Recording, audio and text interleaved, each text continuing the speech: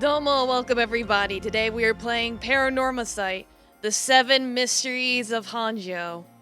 So yeah, we're starting the spookies a little early, because why not? if Pumpkin Spice can start early, I can start playing spooky games early. You can't stop me. But yes, Dumar, Ditto, welcome everybody. The whole gang's here. So yeah, we'll see how it goes.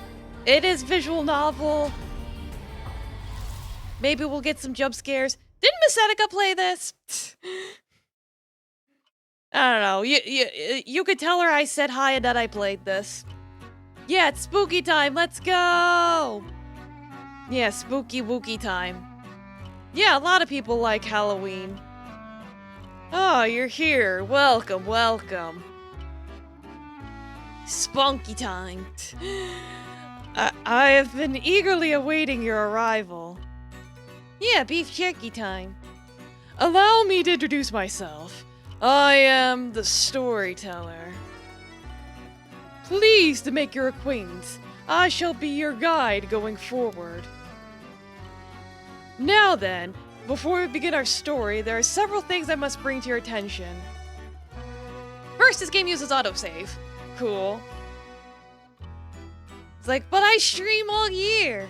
The game will automatically save, so you can stop at any time. Cool, thanks for the tutorial. Save's very important element of the game. It's the only way to keep your memories in place. If you don't wish to rely on autosave, autosave might actually be good. I'll keep that on, okay, thanks. Look at the upper right screen, menu button. From here you can check the text log, view useful files, and switch auto mode on and off. Okay, cool. Yeah, the storyteller who guides the PARANORMASIGHT, everything about him remains a mystery. Cool, thanks. Any files yet? Nope. Alright, cool. Ah, yes, days where I don't stream. Broke. Days where I do stream. Whoa. Sounds about right. Okay, that's fair. You got me there. But the days I don't stream are the days where you can catch up on touching grass. Or sleeping. Yeah, just in the options menu. For instance, if there is a voice you prefer not to hear, you can mute it by setting the voice volume to 0. Why would I do that, though?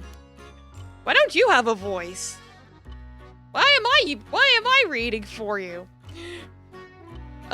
Check your brightness controls. I did that already. I'm just doing mouse and keyboard for the moment. Just to make things simple. Let's see how to play. And of course it shows me controller. I'm like, yeah, let me just do mouse and keyboard. Shows controller. Thanks! Maybe I can,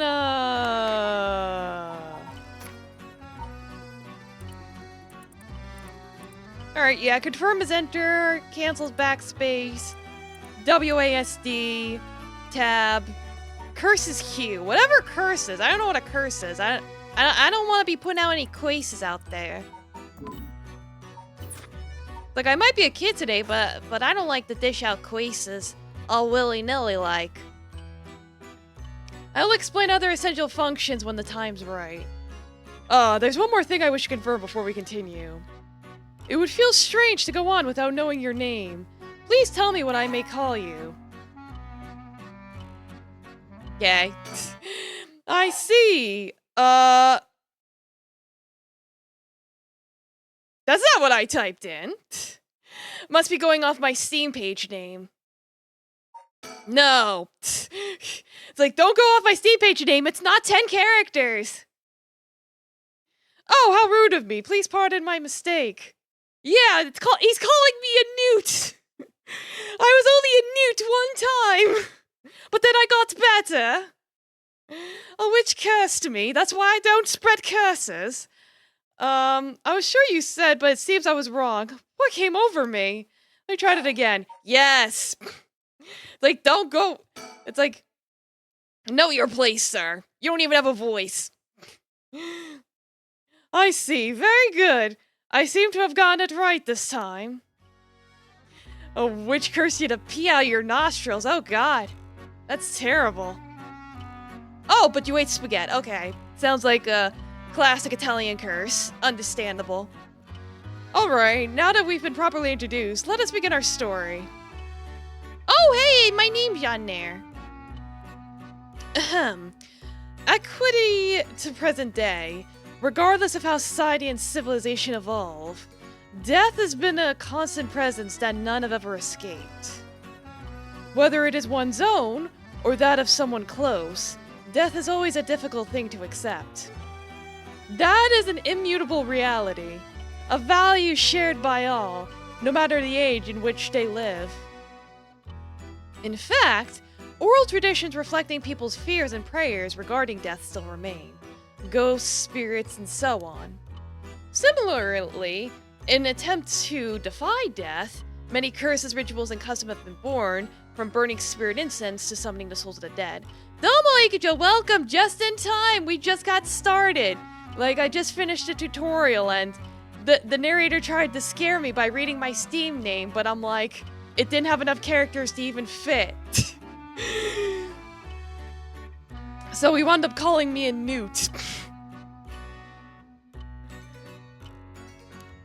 Some of those secret arts are still being passed down to this day. Oh, on that note, this may seem rather abrupt, but... is there someone you wish to bring back from the dead? What if you had one chance to use the secret art of resurrecting the dead? Yes, if you had the power to bring someone back to life, one time, and one time only, what would you do? What would you do? I don't want it.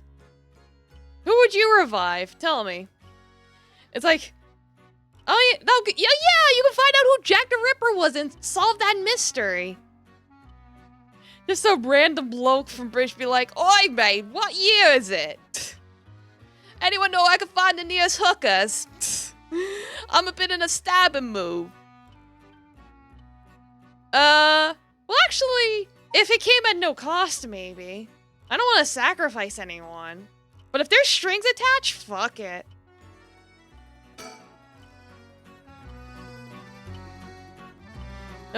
Yeah, bring back Jesus and put the world in child. Yeah! Put in chaos. Yeah, bring chaos. I see. Very interesting. Yes, that is what I thought you would say. What seems to be the matter? You want to know what this box that's been sitting here is? I know what it is. It's a television. I may be over 500 years old, but I know what a fucking television is. Me Gram used to have one that looked just like it. It's quite the curious thing, isn't it? This is called a color television. Do you, though? Yes. The world I will be sending you to is full of devices such as this that do not exist in the age you are from. In this era, a color television can be found in nearly every household. How old am I in this? Or rather, I should ask, how does he know I'm that old? That is not all. For example, if a person should wish to contact someone while they're out of their home, they use public telephones like this that can be found all over the city.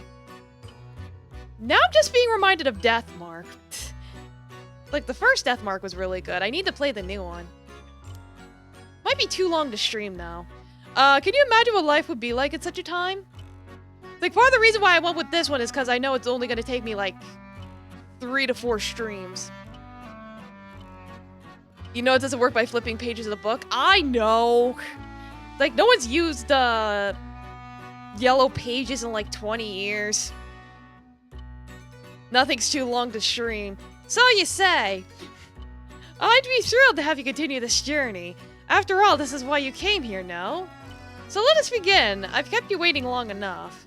I present to you PARANORMASIGHT, a bizarre tale surrounding the curse known as the Rite of Resurrection. A particular yarn ensnaring 9 men and women in a fierce fight for their lives as it unravels. Oshieteo. Some of the characters appearing within surely share your views on the rite of resurrection. Probably not. I imagine those who have lost someone dear to them will feel particularly strong about it, clinging to it as their last desperate hope. The first I shall introduce, a man named Shogo Okie, is one of them. Okay. Alright, what's this dude? He's a dude, he's an office worker. Shogo's an unremarkable young man, entering his 3rd year of working in the planning department of, Hihaku Soaps. Oh, he's into soaps. Okay, yeah! Yeah, it's like you have the death farts in the soap factory. Oh joy. A chemical company headquartered at Sumida. Born in Western Tokyo in an ordinary family found the same time as the birth of color TV. He grew up amidst the boom of special effects, heavy film actions, anime variety shows, professional baseball, pop music. Shogo graduated from a famous private university in Tokyo and has since settled into an apolitical mindset, common among those in his generation, with no strong ideals and no particular dissatisfaction with the world as it develops around him. Please insert yourself into this character. I mean you, them, the people's peopling. Yes, exactly. Domo Tarmor Gecko. How you doing? He is content to just go with the flow, having stumbled into his current position by pure chance, and it is safe to assume he'll follow the stereotypical path of working his way up the ladder, starting a family, and remaining at the same company until retirement. You know, Japanese businessman. He plays folk guitar as a hobby and is currently looking for a girlfriend. Yeah, humans. Exactly. Breaking news! Oh? I wonder what it could be at such a time. Early this morning, the body of a drowned man was discovered at a park in Sumida City. Police have identified the body as Shogo Okie. You know, the guy you were just supposed to play as just a moment ago. A 25-year-old man who worked at a company in the area. As signs of a struggle were found, the Sumida police suspect foul play and have launched an investigation. Come to my attention, my Doberman doesn't like you because every time he hears your voice, he comes over to me and tries to get my attention away from you. Aww. Oh, excuse me! Please pay no mind to what you have just seen! How do you get inside the TV? Goodness! You very nearly saw something that would have spoiled the story. So... Okay. Domo Narujani, welcome. Yeah, it's the spooky, scary Teletub. Speaking of dogs, yes, here is Cat. Hello. Just pretend you did not see that. Let us turn back time. No. Let us turn back time back a smidge and start again from there. The two backs threw me off. Do you understand? You saw nothing. You know nothing. You walked the dog? Nice. This is a work of fiction. All locations, characters, yeah, I'm not terminally online. Don't worry about it. Yeah, of course I threw me back. I'm so old, my bones creak. Shogo? Shogo, are you alright? You may not be by him, fair enough. Like, you keep doing old lady things. Do some crocheting, make a sweater. Hey, can you hear me? Huh? Hey, that's not a proper answer. Earth to Shogo Okie. What do you think you're doing falling asleep here? You gave me quite the shock. They were saying there was voices. Where's the voices? I want to hear the voices. Is there just no voices? I was lied to. Whatever. Yeah, she is cute. Oh, totally online. Okay, fair enough. What do you think you're doing, fall asleep here? You gave me quite the shock. Come on now, up with you, up. Okay, and... There. How's that, alright? Do you feel dizzy? Have a headache? Are your humors off balance? Okay, Shakespeare. I'm fine, I think. There's definitely nothing wrong with my humors, though my head's still a little funny. No attacking! Oh, that doesn't sound good. Turn your head around a little bit to see if you can walk alright. When the game's in your control, drag the screen or move the right stick to look around. Okay, maybe I should have gone with controller. Oh well.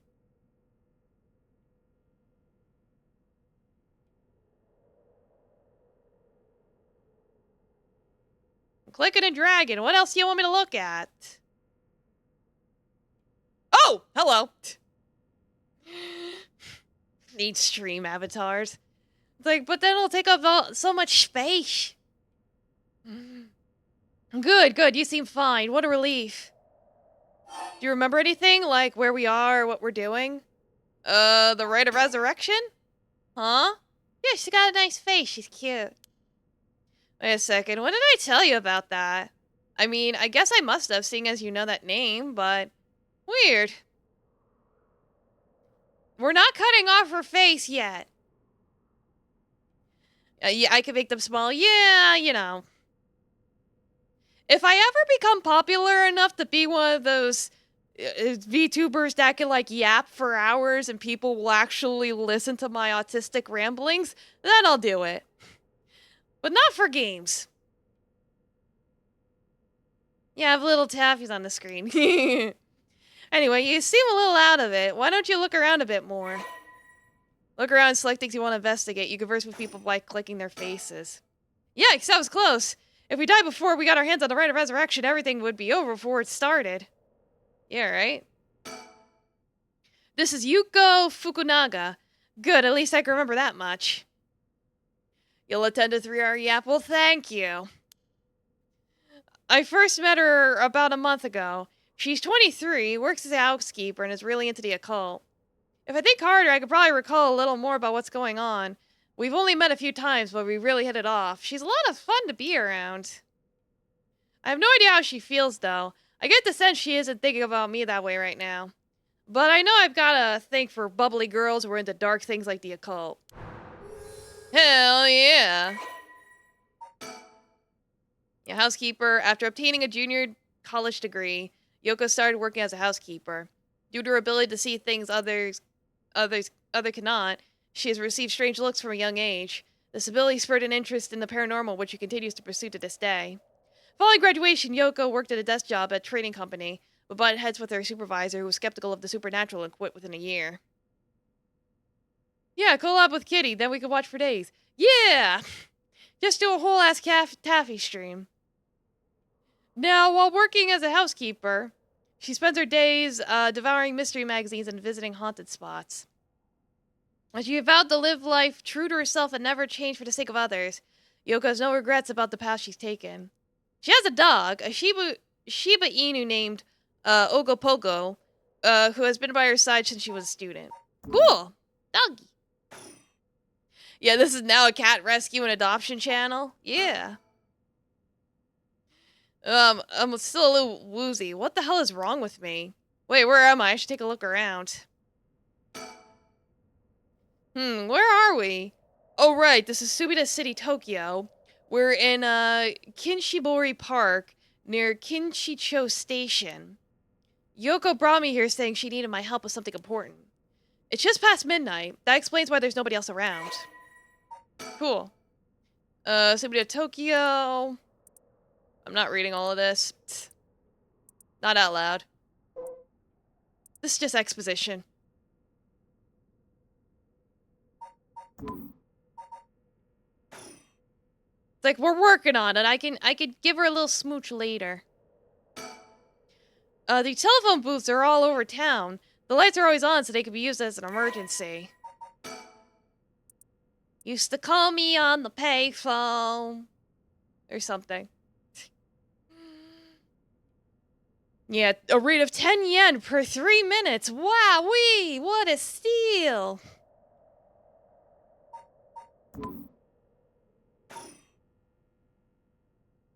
Anything else to examine?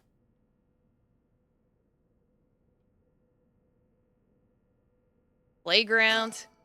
That's an interesting looking playground. I bet it's crawling with kids during the daytime, but it's kind of peaceful here at night. At night.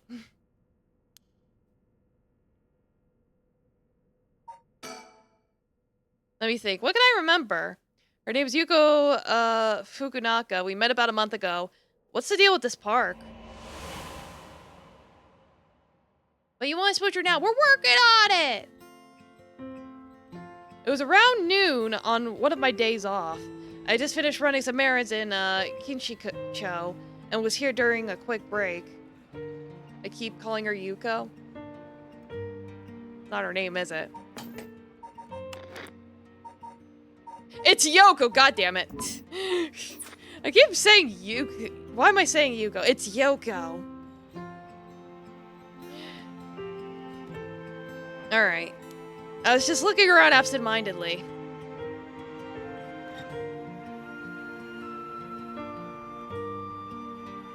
I guess I'm looking around absent-mindedly. It's like they're quite literal. When I noticed this girl loitering about, she was digging up holes in the sandbox and searching around the playground. She seemed to be enjoying herself, talking to the animal figures and petting them on their heads. My curiosity got the better of me before long, and I struck up a conversation. Hey, are you looking for something? Huh? Ah, sorry, I must look like a total weirdo. Yeah, I guess you could say I'm looking for something. If you want, I could give you a hand. Really? I mean, that'd be a huge help, but... Are you really just a good Samaritan? Or are you after, you know, something else? Just being nice. Oh wow, my hero. People like you really do exist. I think I might cry. Okay, I guess I'll let you help me. Be warned, you might regret what you've gotten yourself into. No worries, what are you looking for anyway? Did you lose a bracelet or something? Not exactly. I'm searching for one of the 7 mysteries. Supposedly it's the location of the Whispering Canal. The what? Now I've done it, I bet you think I'm some kind of lunatic. No, I think you're cute. The 7 Mysteries of Honjo. You know anything about it? I figured everyone around here would have at least heard of it, but I guess not. Honjo is what the southern part of Sumida is called. A long time ago, this part of Tokyo was split into 2 separate cities. The north part was Mukojima, and the south part was Honjo. Huh. Am I boring you? Well, I'm not a local or anything. I just work around here. Oh, then no wonder you didn't know. Well, the 7 Mysteries of Honjo is a legend dating all the way back to the Edo period. Really? It's that old? Well, that would explain some things. That's like over 200 years ago. Oh, I've got your attention after all. I just assumed it was one of those fake stories we'd have to chase the occult craze.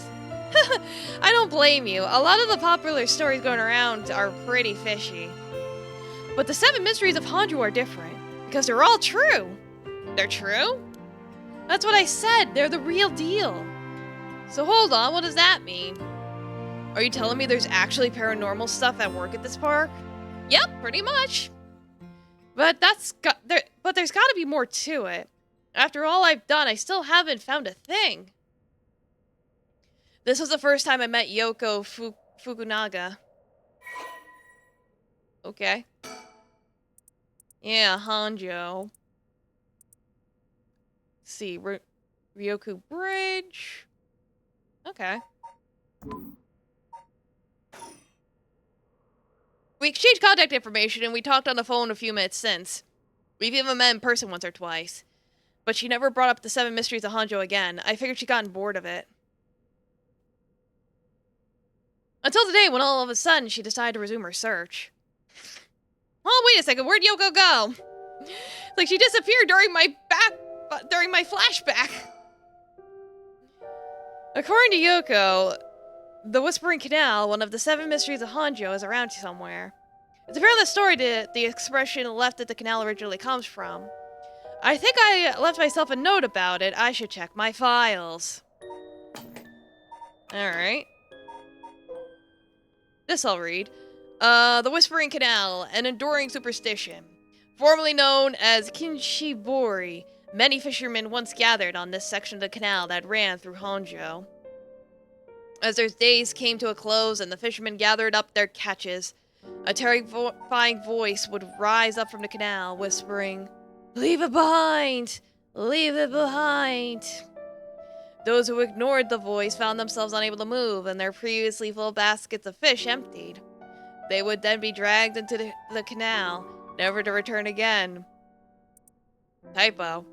This strange phenomenon continued to occur, and the people began to call this body of water the Whispering Canal. The occult craze, aliens, cryptids, ESP, Nessie. Yeah, you know, just people enjoying things. The 7 Mysteries of Honjo. Honjo became known as a hotspot for strange happenings during the Edo period. A number of these stories have survived to this day and become known as the 7 Mysteries of Honjo. While many of these were likely the result of people blaming things they didn't understand on spirits or monsters, the stories continue to be told as urban legends. Despite what the name would imply, there are actually more than 10 of these strange tales. Their roots likely come from stories told by the city's common folk. The most famous is the Whispering Canal, which eventually became the basis of both an idiom and a well-known Rakugo story. Alright, so we got... Here's our 7 mysteries. Though, apparently it's more than that. The Whispering Canal, the Fool's, Procession, the Beckoning Light, the Haunting Clappers, Clapping Them Cheeps, the Evergreen Beach, or Betch. I don't know how you say that. The Taiko of, Sugaru, the Foot-Washing Mansion, the One-Eyed Reed, the Ever-Burning Lantern. Yeah, they say it's the 7 mysteries, but that's more than 7! What the hecky? Why is it more than 7?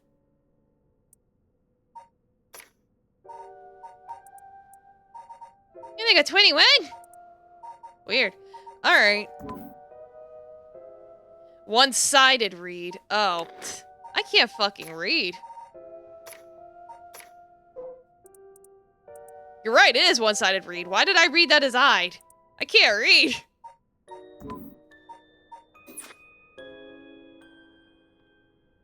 There you are. She's back to digging up holes in the sandbox and searching around the playground. She seems to be enjoying herself, talking to the animal figures and petting them on the head. No animal needs that much petting. Shows what you know! Jeez, she's still at it.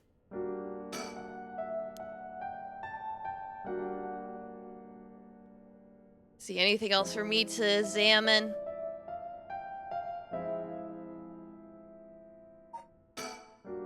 That's right, she asked me to come here to help her look for one of the 7 mysteries. Yeah, Taffy does. Yeah, I need to brush up on my phonics, what the fuck? I did some research. Like, oh, well, good thing I checked that. Alright, the Beckoning Light. While walking along the road near, Hoonji at night, one might spot a hazy lantern light up ahead, despite there being no one around. Following it will cause it to go out suddenly when getting near. But just when one fears the darkness might swallow them up, another light will appear further ahead, as if guiding the one who sees it. Ideally died too hard and now I'm in a straitjacket. Yeah, exactly. Domo grandpappy.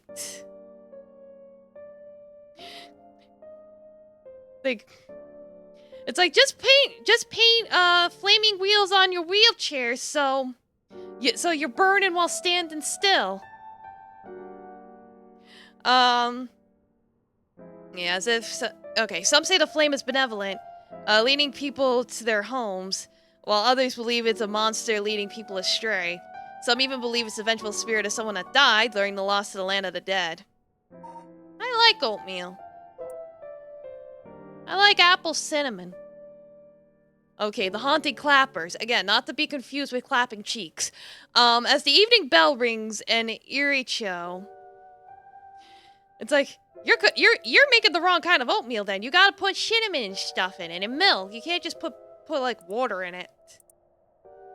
That's how you get drywalled.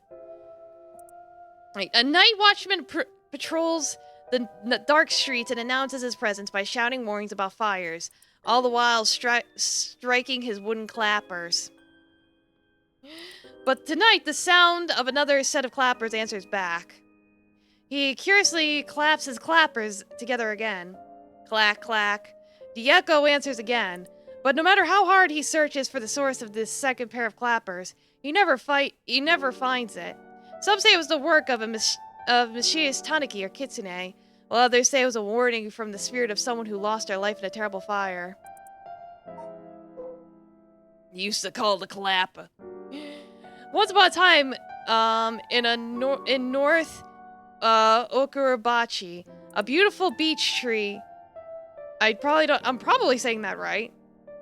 Beech tree stood in the garden of Lord Shiden's residence, now known as the former Yasuda Gardens. It was so impressive that the house became known among the people as the beech residence. Somehow no one has ever seen a single leaf fall from the tree. As rumors spread of the eternally green tree, it became known as the evergreen beech. However, this particular species of tree was actually an evergreen, so the lack of fallen leaves was nothing out of the ordinary. This has led people to say that the strangest part of this legend is the fact that it became a legend at all. So this one's a red herring, I guess. It's like, wow, this tree's always green. Yeah, because it's an evergreen. Oops. So it must have grew there by accident. Alright, the Taiko of Suguru. There was once a daimyo from the Hirosaki domain of Suguru who has built a residence in Midoricho on a large piece of land. It's like, yeah, it's like these people have never seen an evergreen before. Who'd have thunk it? Then again, these legends are like over 200 years old, and so it's probably still during their isolationist period, my guess. On this estate was an almost 8-meter tall tower that served as a lookout for fires. Only a designated firefighter was allowed to use the large drum that resided atop the tower in the event of a fire. While most towers used wooden blocks to sound the fire alarm, for some reason this residence was permitted to use drums. The residence and its special privileges led to much speculation and gossip among the townsfolk. Alright. The Foot-Washing Mansion. This is the story of something that occurred in the dead of night in a residence of Mika Sacho. A foul-smelling wind rattled the house. Suddenly, a giant foot, drenched in blood, smashed the ceiling. Wash, it commanded. That's for you to figure out. After the servants carefully washed the foot, it returned from whence it came, fixing the roof it had broken. A man who had been visited by the foot every night asked a friend to trade houses with him. That night, the foot stopped appearing. Alright, the one-sided read. Sided! There was once an infamous rogue by the name of Tomezo, who fell for a woman named Okuma. Tomezo persistently chased after Okuma, attempting to win her heart over and over again, but she rejected his advances each time. Yeah, again, that's your choice. Enraged by her indifference to him, Tomezo brought a dagger to a canal near Ryoku Bridge and attacked Okuma. He cut the arm and leg off one side of her body, then threw them into the canal. Ever since then, the reeds growing along the canal have only sprout leaves on one side. Ah. Alright, the ever-burning lantern. On a bone-chilling winter's night, one may happen upon a soba cart along the canal known as South Wadi Getsui. But there is something strange about this cart. No matter when one might visit, its owner is nowhere to be found. Yet the lantern that hangs from it stays perpetually lit, burning brightly even when no fuel to fire it. Yeah, by all means, have fun. Thanks for the follow.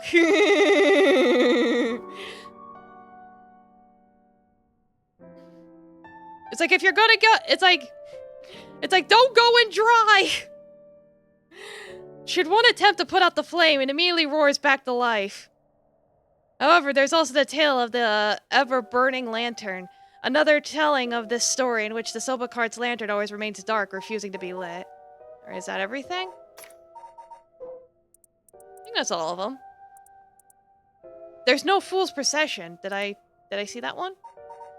Yeah, I saw that one. Okay. It just didn't show up as new. Okay. The Fool's Procession. A mysterious tale regaling an encounter had by a daimyo and his residents in Honjo's Ushijima. When walking around his estate, he heard the sound of music, much like that of a kagura performance. He commanded his people to find the source, but no matter how much they searched, the music would fade when one neared the Warigetsu Canal. The source of the sound was never located. The story is known as the Procession of the Tanuki, as many were of the belief that it must have been these mischievous tricksters behind it all. Like, damn those heckin' dang tanuki! Is that everything now? Yeah, I think that's all of them now. Okay. Got it. Alright. Oh wait, she's coming back this way. Hey, what was that just now? Huh? Didn't you hear that? I'm gonna act like I did. Like, yeah, no, you mentioned I totally heard something. I lied. I did feel like I heard something. I'm not too sure, though. That was creepy. But your special talent, you should have been able to hear it. Pay closer attention for me, okay? My special talent? What are you talking about? I mean your spirit sense. You look like you can handle your liquor. Huh?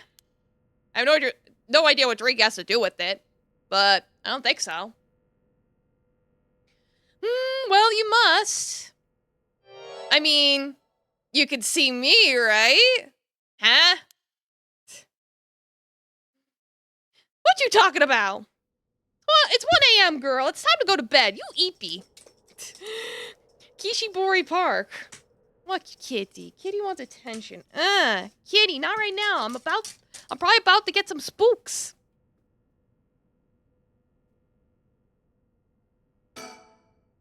It's kind of late. Really late, actually. It's already past 1 a.m.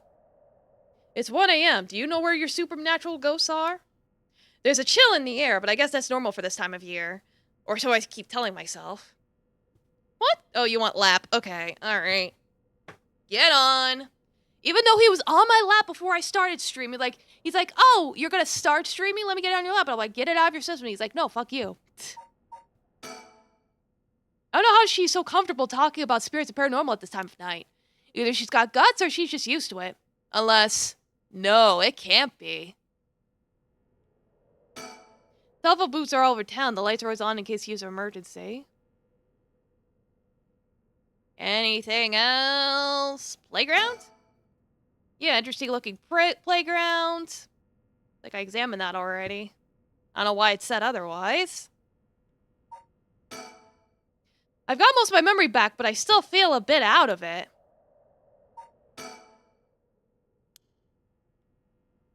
Like, okay. Domo Golden Age, welcome.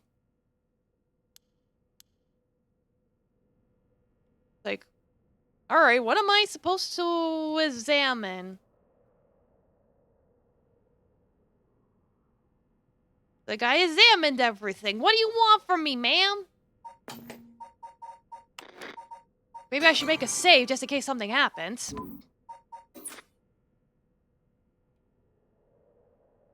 Oh, talk, duh. I forgot that you have to click their face.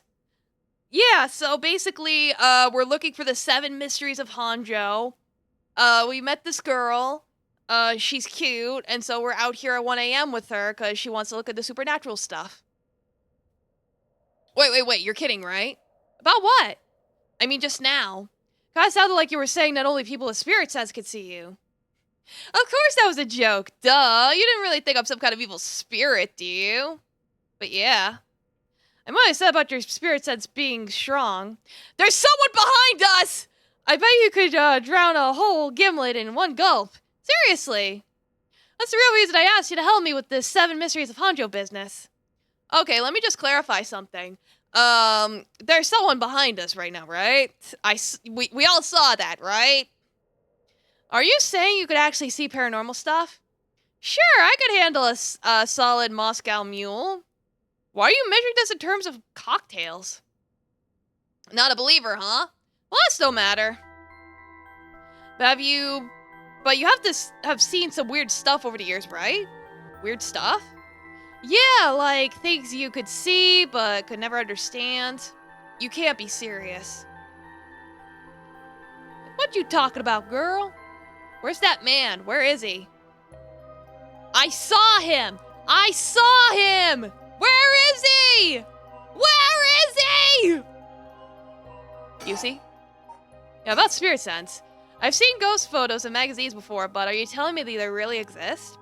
You bet they do, but they can only recognize them if you really believe in them, so be careful. So even by skill, I won't be able to see them if I doubt that they exist. That's right, the spirit world is all about the mind and the soul.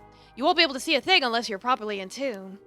Sometimes people get caught in the moment, thinking they might see something, and then they really do because they believe they would. Is that how that works? Yep, just like drinking, you'll never know how much booze you can handle unless you're ready to down some shots. I'm still not sure I get the drinking thing.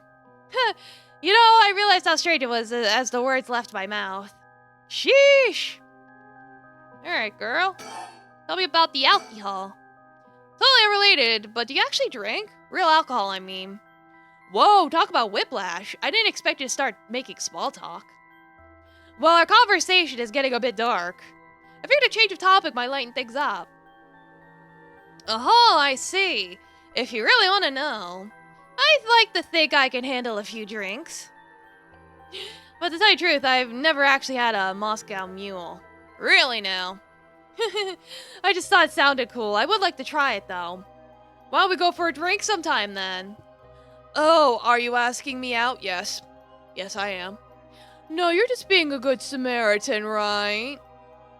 No, I'm asking you out. No, that's not what I meant. I'm just kidding. Yeah, I'd be up for that. But if only if we find one of the 7 mysteries. Alright, then let's get to work. Can you believe that? There might be hope for you yet. You can't be serious. Okay, so I have to click multiple times. Got it. I just remembered I actually did some research on the 7 Mysteries of Honjo at the library. You did? What'd you find? Well, I discovered a few interesting things. Aha, tell me everything. 7 mysteries. Although they're called the 7 mysteries, the literature lists 9 of them. Oh, I'm surprised you picked up on that. Nice researching. Some people think there might be up to 15. I also think about these old folk tales. Stuff get added to them over the years. Like the fucking tree. It's like, why is this tree not wilting? It's an evergreen. There's more extra stories than the main ones. Yeah, but the 7 mysteries rolls off the tongue way better than 9 or 15. The 9 mysteries. The 15 mysteries. Number 15. Burger King foot lettuce. Yeah, I don't know what she's talking about. If you say so. But it makes sense, don't you think? It's more likely to be passed on if it's easy to remember. That's a good point. Are these really ghost stories? So I read some of the stories and none of them were, well, scary. I thought these were supposed to be ghost stories. Yeah, it's like, I think there was only like one story where the guy got like butchered up or something. Yeah, the guy butchered a lady up. That's true, they're more like a collection of superstitions, really. There's some pretty disturbing ones in the mix. Yeah, like the one that's supposed to take place here, the Whispering Canal. People who fish in the canal would hear a voice calling out, saying, "Leave it!" They had to abandon their catch or the canal would take it. Alright, Kitty just left my lap, so let me just readjust. Blow my nose. Okay. Right. That what you're expected to find here in this park? Not quite. We're talking about a folktale from hundreds of years ago. After centuries of the telephone game, who knows if there's anything like the original story? So basically, you think the true story of the Whispering Canal might be completely different from the one we know. Exactly, I'm sure it is. I mean, weren't you curious? About what? People from around here have the expression, left at the canal, right? Meaning to abandon someone. The story is where it comes from. Except the story being told today is about fish. There's nothing about it leaving people behind. Now that you mention it, that's true. So you're saying the original story maybe did involve people being abandoned? Like fish? Left high and dry like the fish. That's what I'm trying to find out. Ah, gotcha. Resurrection. Oh, by the way, were we talking about the rite of resurrection? Oh, your memory is as strong as your tolerance. I'm gonna start calling you Martini Man Shogo. What's this about martinis? I'm really climbing up the drink menus, huh? So you know about it, huh? The rite of resurrection? A magazine ran a feature on it recently that got practically everyone talking about it. Welcome back, Cosmic. We've just been talking to the girl about drinks and alcohol. I don't know if you were here when I read all the mysteries out loud, but we noticed that there was like more than 7 for some reason, and we're like, eh. Have we smooshed yet? No, we asked her out for drinks though. She said yes, so I think things are looking up for us. Assuming she doesn't die. Really? Maybe that's where I heard about it.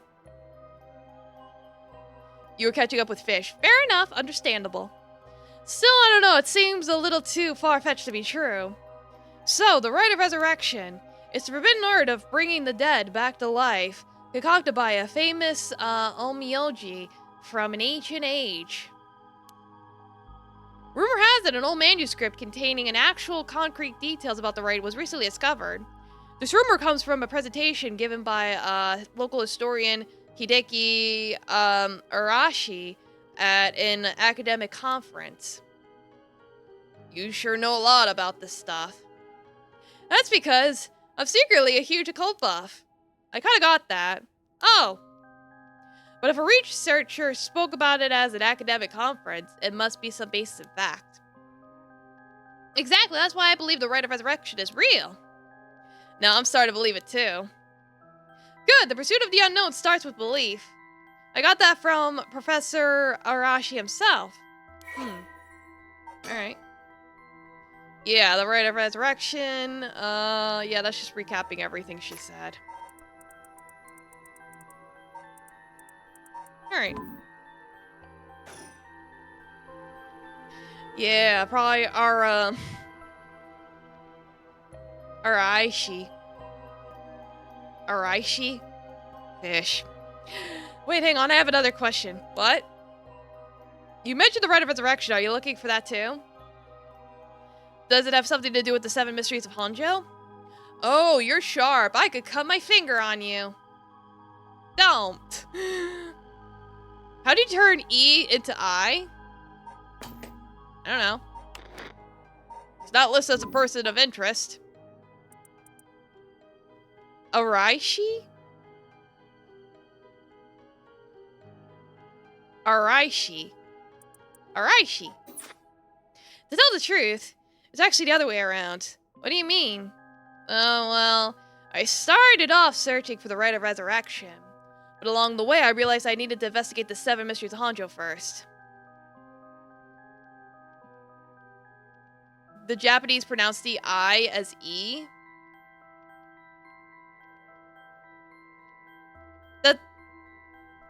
I know exactly what you're talking about, but it would depend on the kanji. I see. So then, why are you looking for the right?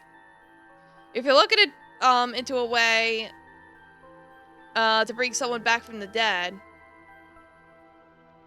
So you're probably right. It is probably Araishi, actually. You're probably right. Does that mean you've got someone you want to bring back? You know what? Forget it. It just came to mind, so I thought I'd ask. I didn't mean to pry. Sorry. No, it's fine. I figured I need to tell you at some point. It's Ogopogo. Ogopogo? Yeah, I want to bring Ogopogo back to life. He died in an accident about a month ago. Ogopogo died? Oh, right. Ogopogo was my dog. I had him for 8 years. Ah, okay. Your dog. Gotcha. Or doggy. We spent a long time together. Losing it must have been really hard for you. Yeah, to be honest, I'm not sure if the rite even works on dogs. Could come back as some kind of homunculus. It's like, Edward! But as soon as I found out about it, I knew I had to give it a try. I don't think I could forgive myself if I just let the opportunity pass by. Definitely, now I understand why you feel so strongly about it. Thanks for telling me. I know this must be hard to talk about. But you know what? All that led to me meeting you. So at least something good came out of it. That doesn't mean I'll stop looking, obviously. Yeah, my posture's good. Yoko, I'll do everything I can to help you so we can get drinks together. Yeah, I'm so glad to hear it. Let's keep up the hard work then, yeah? Let's gotta do with Seven Mysteries. So, about the connection between this ride and the Seven Mysteries. Putting together everything we've talked about. My guess is the original stories behind the Seven Mysteries, the true stories, are the key to finding the rite of resurrection. And that's why you're here searching for one of them. Do I have that right? Wow, 10 out of 10! You're proving to be quite the capable assistant. Wait, since when was I your assistant?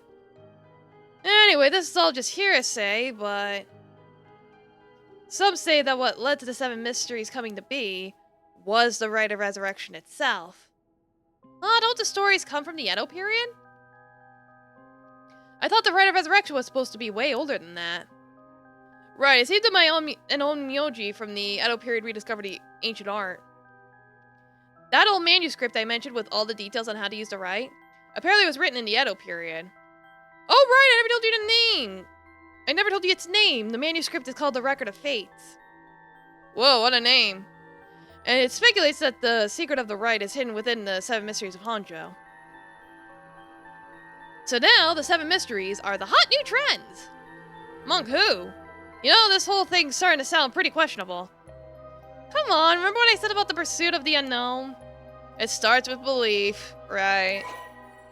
Alright. Yeah, just recap.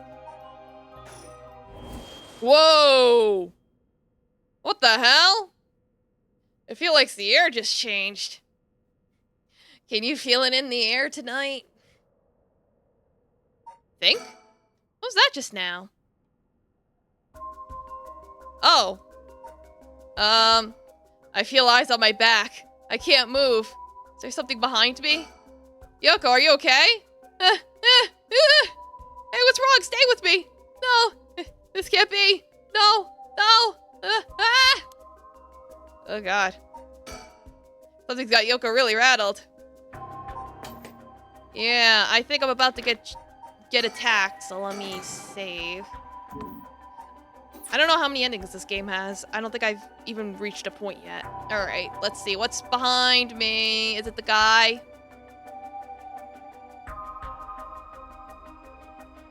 Is it this trash bag? Oh, it's a plastic bag. Alright, I don't see anything. Oh, why? Ah! Ah! Ah! Ah! Yoko! Yoko! Yeah, it's like I don't think we're gonna get drinks with her very soon, but I don't know, she's freaking out. Like, alright, what's got her rattled? Hello? Oh, Yoko's pointing over there, but I don't see anything out of the ordinary. Still, she looks really spooked. I doubt she's making this up. Damn it, did I miss it? There has to be something strange around here. I should keep looking around.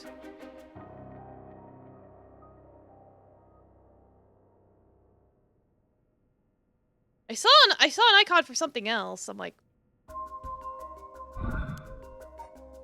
push! Okay, there we go. Ugh, I don't get this. Yeah, I thought she would disappear too. What's going on? Did something happen? Yoko? Now she's gonna be gone, isn't she? Ah! Oh, Jesus Christ!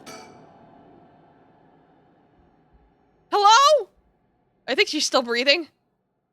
Huh? Yeah, that's worse. What happened? Huh? What the? What is something's... What is it? Why is this happening?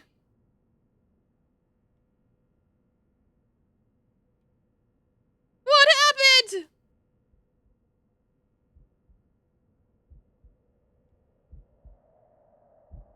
It's still 1 a.m. apparently. Yoko, answer me! Yoko? No way, it can't be. Why? Why? Ah! Ah! What the hell just happened? No, damn it, I've got bigger problems! Yoko, just hold on, everything's gonna be okay. Oh god, she stopped breathing. She's cold and I don't feel a pulse, this can't be happening. Okay, okay. An ambulance, right. I've got to call an ambulance, I need a phone. Yoko, Yoko! Ah! Right, the phone, I've got to call an ambulance.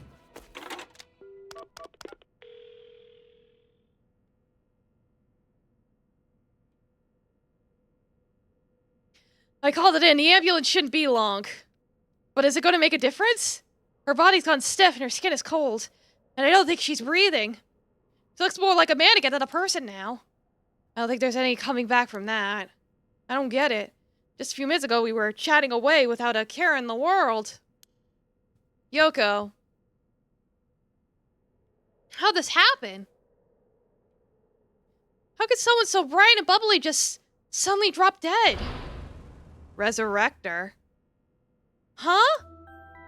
Oh, that's right! If that right of resurrection she was talking about really does exist, there might be a way to bring her back. If someone could drop dead out of nowhere like they were cursed, then why should there be a way to bring them back to life? Yoko believed it, so I believe in her. It seems completely possible. What's the worst that could fucking happen? Maybe, just maybe, I could still save her. Even if I've got to deal with spirit senses and curses and whatever, I've got to try. Wait for me, Yoko. I promise, I'll use the rite of resurrection to bring you back. Right before she died, I felt a strange presence a few times. It seemed like she saw something that shook her to the bone. There's definitely something strange going on, and maybe it's still here. What could she have seen? Yeah, we've got the inciting accident. We've got a crime. We've got a spooky crime. She mentioned that the rite of resurrection and Seven Mysteries were connected. So maybe whatever it was she saw has something to do with the Whispering Canal. Yeah, the inciting incident. Whoa! Damn, that present again. Presents. I can't read. It must be around here somewhere, but where? The cold air feels like it's pressing down on me. Just standing here makes me want to scream, but I've got bigger problems right now. Oh, what's that? Oh, there's something on the ground. It's the event that kicks the plot. Gotcha. Did Yoko drop this? I didn't notice it till now, but there's a small wooden sculpture by her side. It's 3 or 4 centimeters tall.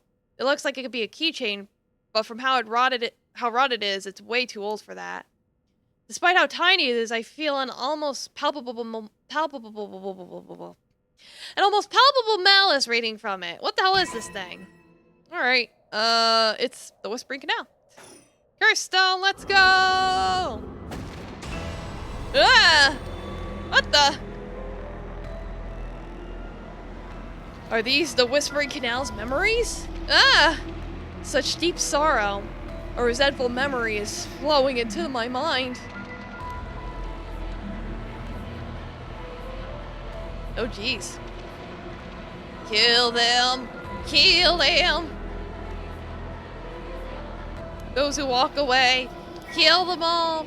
You've acquired the power of the Curse Stone, the Whispering Canal. You could use it to kill those who walk away from you. Press the use curse button to kill your target as they attempt to depart. Why would I do that? Ah! A murderous impulse seeps into my soul like thick black tar. Yeah, that's unexpected. Now, kill. Can you hear it, Curse Bearer? You who so strongly desires the right. Kill them. Should you seek life's restoration, take your curse in hand. Reap lives by the score. Yeah, she probably tried to run from it and killed her. And claim their soul dregs for your own. Collect enough to sate this vessel. And by their sacrifice claim the gift of resurrection. Or better yet, slay your fellow curse bearers.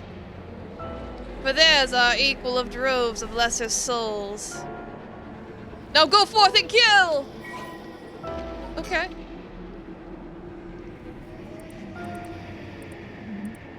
Here we go. Curse power. Kills by drowning one who leaves the curse bearer behind. Huh. A resentful memory. Toki loved fishing with her father, Jinkichi, more than anything. With their wicker baskets on their back, they would leave for the canal every morning and fish till the evening.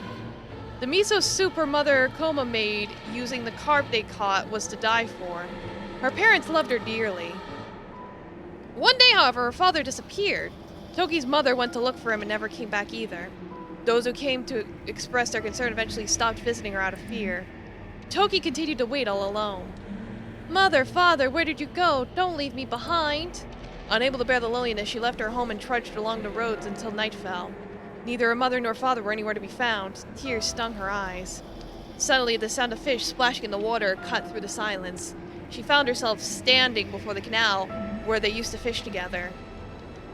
The taste of carp and the memory of her father's smile flashed across her mind. Without thinking, Toki walked into the moat. The sound of water splashing echoed throughout the night air. Passerby thought of it only as the fish in the canal. The splashing faded and silence returned to the lonely night. Okay. Curse echoes, visual manifestation of curses, fundamentally related to the origin of the curse. They don't always take the same shape. Sometimes appear more abstract disfigured form. They lack consciousness, unlike a spirit. It dregs the soul. Curse more tangible than what are known as soul dregs. Someone possessed by a curse is a curse echo called a curse bearer. Curse echo is in itself a curse. A possessed curse bearer can inflict that curse on others by will. A curse that comes from a curse with an echo is considered very powerful in and of itself. Ordinarily, there's no spirit sense. Those with no spirit sense would not be able to perceive a curse echo, but anyone who becomes a curse bearer can see other curse echoes. Cool! Alright, an old Netsuke carving imbued by curses derived from the Seven Mysteries of Honjo. Ordinarily, only those with spirit sense can wield such curses, but these curse stones allow ordinary people to use them just as lethally. Cool. Soul Drake, when someone dies, their life essence leaves the body and becomes a soul. If one is killed by means of a certain curse, however, their life essence will turn into a residue known as Soul Drakes. Ghost. Spooky. The rite of resurrection essentially uses these soul drakes as a sacrificial offering to bring back the dead. The amount of soul drakes required depends on when the person being resurrected passed away. The more time has passed since their passing, the more soul drakes are required. Woo! Oh boy! This is gonna get chaotic. Huh? What the hell was that? It's like the curse's memories flow directly into my mind. In an instant, I understood everything. When I picked up this curse stone, the Whispering Canal must have cursed me. I also heard a strange voice.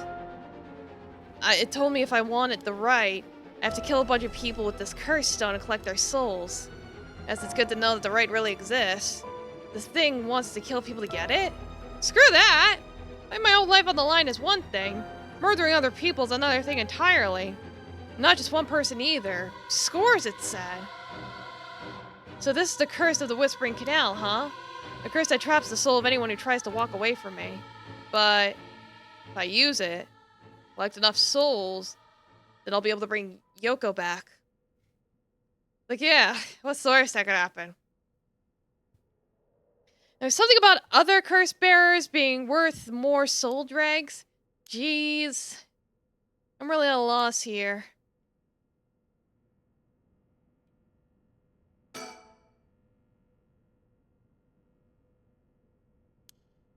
Oh, of course. I don't know how it took me so long to realize. This has to be some weird prank she's playing. Any second now, she's gonna open her eyes, get up, and have a good laugh at how scared I was. There you go. Here you go now. Okay, I fall for that one. You got me. You really got me good. I know I've got it.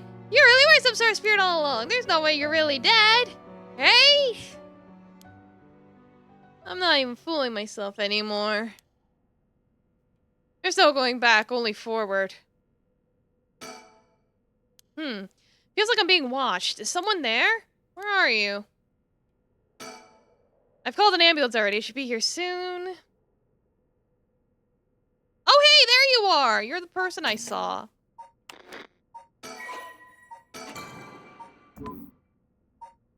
Wondering what this is. What's going on here? This, with the little letters. Whatever. Let's talk to this guy. Huh? Whoa! Something just moved. Now I look closer. Is someone there? I guess I'll call out to him? Hey, who's there?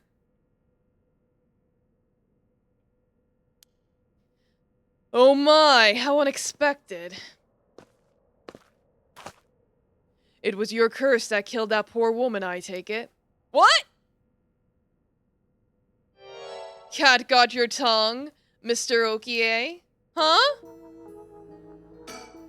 Who are you, and how do you know my name? Do you mean to say you don't recognize me?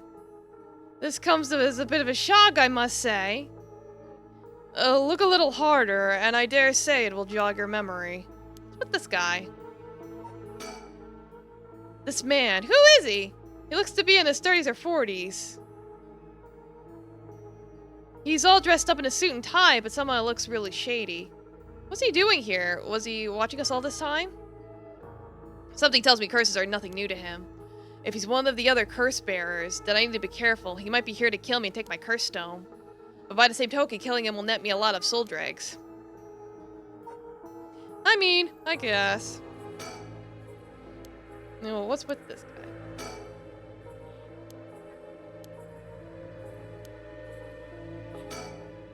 Examine him? A tall, humorous-looking man. He doesn't look familiar to me. He's acting like he knows me, though. Have we met somewhere before? I still don't have a clue who you are. How do you know me? Have we met? Dear me, it's always humbling to find that one is not as well known as one believes. Perhaps my name will help you remember. I am Takumi Yumioka. Takumi Yumioka? Does that ring any bells? I think I've heard the name somewhere before. Maybe. So you do not even know my name. How disappointing. Disappointing, but fortuitous. Okay. It's like, here he is. Well then, Mr. Okie, allow me to make you a proposition. You have a curse stone in your possession. I would like you to give it to me. How do you know? What do you know about that? Why, I saw the whole thing. That doesn't explain how you know what a curse stone is. Even I barely have a handle on it. You know about the Seven Mysteries of Honjo and their curses and all that, don't you? But of course, those curse stones, they are terribly dangerous things, capable of killing without a trace so long as their conditions are met. I haven't thought of it that way, but yeah, imagine what might happen if one fell into the wrong hands. Domo, old man Venom, welcome back! Hello, how you doing? It's like, to recap, it's like we were just out looking for spooky things with a cute girl, and then she died, and now we're cursed, so that's fun! They would be safer in mine, don't you agree? Although it's... yeah, there she is. There's her corpse right behind us. Although it seems I arrived too late to stop you from killing that poor woman. What are you... that wasn't me! I am willing to overlook your indiscretion, but only if you give me your curse stone. No way in hell! For all I know, the wrong hands are yours. Yeah, it's like, stay away from cute girls, otherwise they'll die horribly from evil, spooky ghosts. Very well, I had hoped to settle this, amicably, but you leave me no choice. This Takumi guy must have a curse stone of his own. Probably does. It needs to be safer to assume so. It explains how he knows so damn much. So he could kill me instantly as long as he fulfills the stone's conditions. Until I know what those conditions are, I can't make any sudden moves. I have to keep him talking, learn what I can, and figure out a way to get my curse out first. How can I get him to leave me behind? Though it would be a waste not to take this chance to find out about the other curse bearers. I mean, I guess. I need to top it down, keep him talking. Yoko? How do I know it wasn't you who killed Yoko with your curse? Mr. Okie, if you're hoping to trick me into revealing whether I possess a curse stone, I assure you, you cannot. It is your curse that was responsible, Mr. Okie, no matter what you might tell yourself. That doesn't make sense. I only found this after Yoko died. Oh? Don't play dumb. I know you're the one who did this. Whether you choose to believe me is your prerogative, but you are mistaken. But you should know that multiple curses awakened at once at the stroke of midnight. There are many other curses in Honjo and many other curse bearers. Is it not premature of you to assume I am the one responsible? Wait, so you're saying that at midnight a bunch of people became curse bearers? There's no point in continuing this conversation. For all I know, he could be telling me anything. It was about Yoko again. Why are you so convinced it was my curse that killed Yoko? Why, it is simply that... Huh? I do believe I just saw your companion move. She what? She alive? Like, Yoko, are you Daijoubu? Hey! Yoko? Yeah, like yokai. Wait, she doesn't look any different. Ah! Did he just trick me? No! Damn it all! Damn! He got me! My, you seem to have arrived at a less than favorable result. This is mere conjecture on my part, but perhaps you ought to be more careful about turning your back on unscrupulous individuals. Fear not, you may make as many attempts as you please from here before your unfortunate mishap. Okay. Very well, just remember, whatever you do, do not turn around. Yeah, I got duped. I got bamboozled. Before I give you my curse stone, I want you to know who you are. I need to know if I can trust you. A reasonable enough concern. Very well, I am an associate of the great sorcerer, Suigen Gamyodo. Suigen Gamyodo. Didn't even realize I died. It's like, well, you know, it just the screen turned red and I went, ugh, and everything faded to black, you know. Indeed, you must have heard of him. I believe he was recently featured in a certain magazine. Your unfortunate companion there came seeking his counsel not a few days ago. It was from her I learned your name.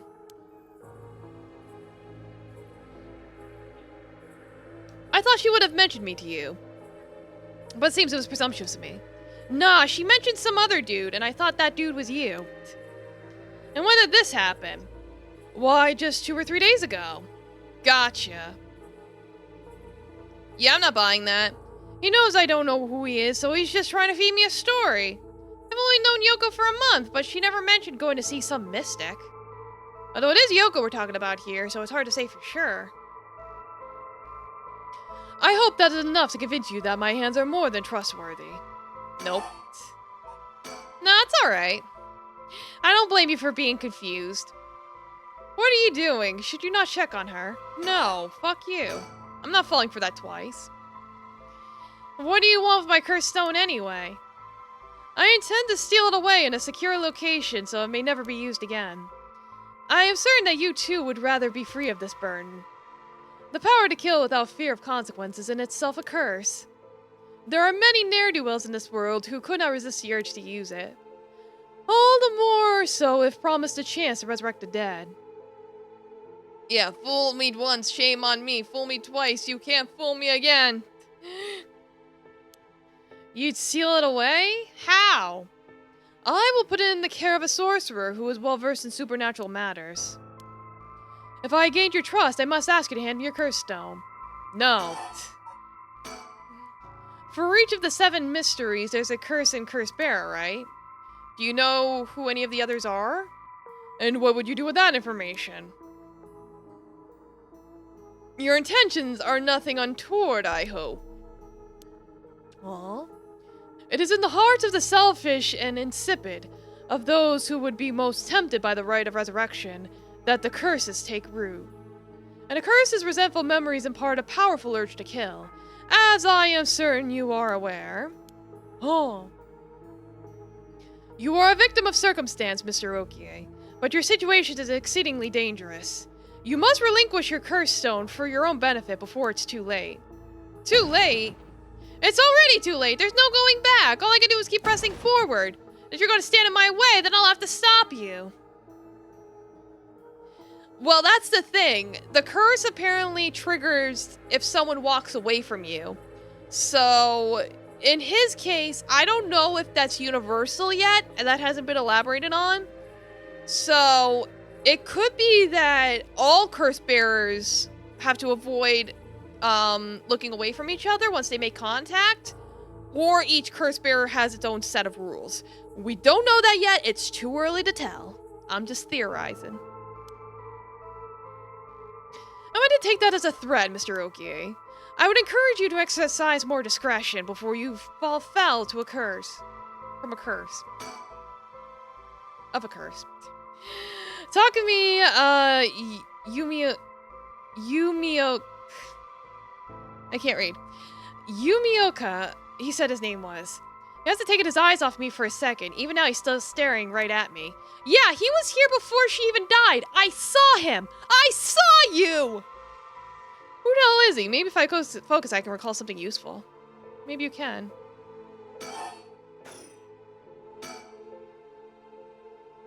Yeah, he said his name was... Okay, I wanted to make sure there was no checkmark. Recall. Alright. How the hell does he know me? It's not like I've been getting out much. I barely have a life outside of work. Wait, that's it! My work! That's how he knows me! I've never actually met him, so it totally slips my mind. Secretary to the chairwoman of Hihaku Soaps. Oh! He's the secretary. At her job. That's how he knows us. Takumi worships the company chairwoman, Natsue Yamamori, and demonstrates his unwavering loyalty through his swift and exact execution of every task given to him. Just as Natsue Yamamori continues to exert tremendous influence over the company since her retirement from the presidency, so too does Takumi continue to support her behind the scenes. Acting as Natsue's mouthpiece in this capacity has earned him the ire of the current president and the board of directors. Takumi knows the names and faces of not only all employees at the head office, but also the temporary workers in their factories and warehouses and even their main suppliers. Okay, well, there we go. Mystery solved. Suigen Gamyoto my ass. Gamni's nuts. This guy thinks he can sell me anything. But I don't know if having figured that out helps me much right now. If I want to use my curse on him, I have to get him to walk away and leave me behind. Now, what would convince him to do that? Scenario 1, he does what he came here to do. Scenario 2, he suddenly needs to be somewhere else. He's probably here for my curse stone, so I don't think I'd get out of the scenario 1 alive. Scenario 2 means hoping something will happen by chance, and luck is rarely on my side. So my only hope is scenario 3, something makes it impossible for him to stay. I don't have to keep him away forever. I just need him to walk away once. When you walk away. Suigen Yamyoto my ass! I know who you are. You work at Hihaku Soaps just like me. You're the chairwoman's secretary. Well, that took you long enough. Your lack of company loyalty is frankly astounding. Allow me to iterate my request, then. Not as a stranger, but as your superior. Hey, we're not in the office. You don't get to push me around like that. Why is our chairwoman's secretary even out looking for curse stones anyway? I refrain from revealing myself precisely to avoid such questions, but I suppose needs must. Since the dawn of the Showa era, the land of Honjo has nurtured our company's growth and vice versa. Yeah, this is not so business. It is our duty to ensure that curses do not take root in this land we know as our home. Not sure I buy that. Like many things, it is not a matter that concerns the rank and file. The chairwoman has no desire to spread fear through our beloved company's birthplace. Now, if that is all, I must insist that you hand me your curse stone. I don't wanna.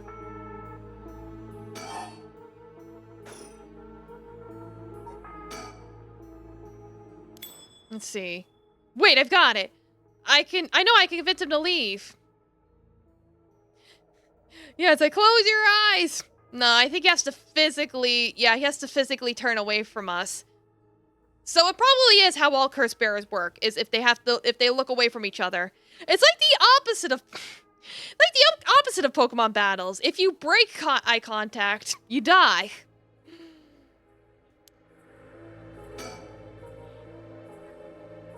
He works at Hihaku Soaps just like me. He's the secretary to chairwoman Natsue Yamamori. No wonder I don't recognize him. He's way above us lowly peons. I've only ever seen him in the company bulletins. But he knew who I was. Could he have memorized the names and faces of everyone at the company? Convince him to leave. Oh crap! I totally forgot. Yeah, closing your eyes isn't enough. It has to be physically moving your body. What is it? I called an ambulance. Oh right, I forgot to mention I called an ambulance. It should be coming any minute now. An ambulance? Have you lost your mind?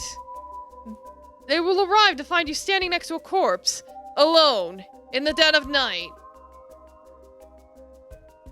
Yeah, they'd be fucked to meet Medusa. No doubt they will hand you over to the police, who will have some questions for you. Probably, but I'm sticking with Yoko. Unless you want to join me in an interrogation room, you'd better get out of here. You're telling me the truth, I see. They're getting closer by the second. I cannot afford to be waylaid but at this conjecture. I fear I must take my leave. I don't know if I want to use my curse on him, but you know what? I'll save just in case.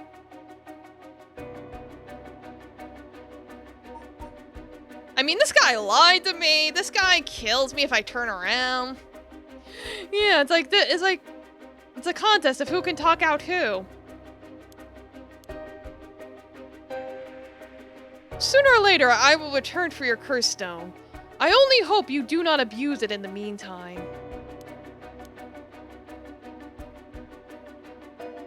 Well then, I bid you good evening. Ah! I didn't push it! I didn't push it! I did nothing! I didn't push it! The game pushed it for me! The favorite one is the one where her curse actually is responsible, but instead it's an actual reaction. Yeah. Shogogi, you dare!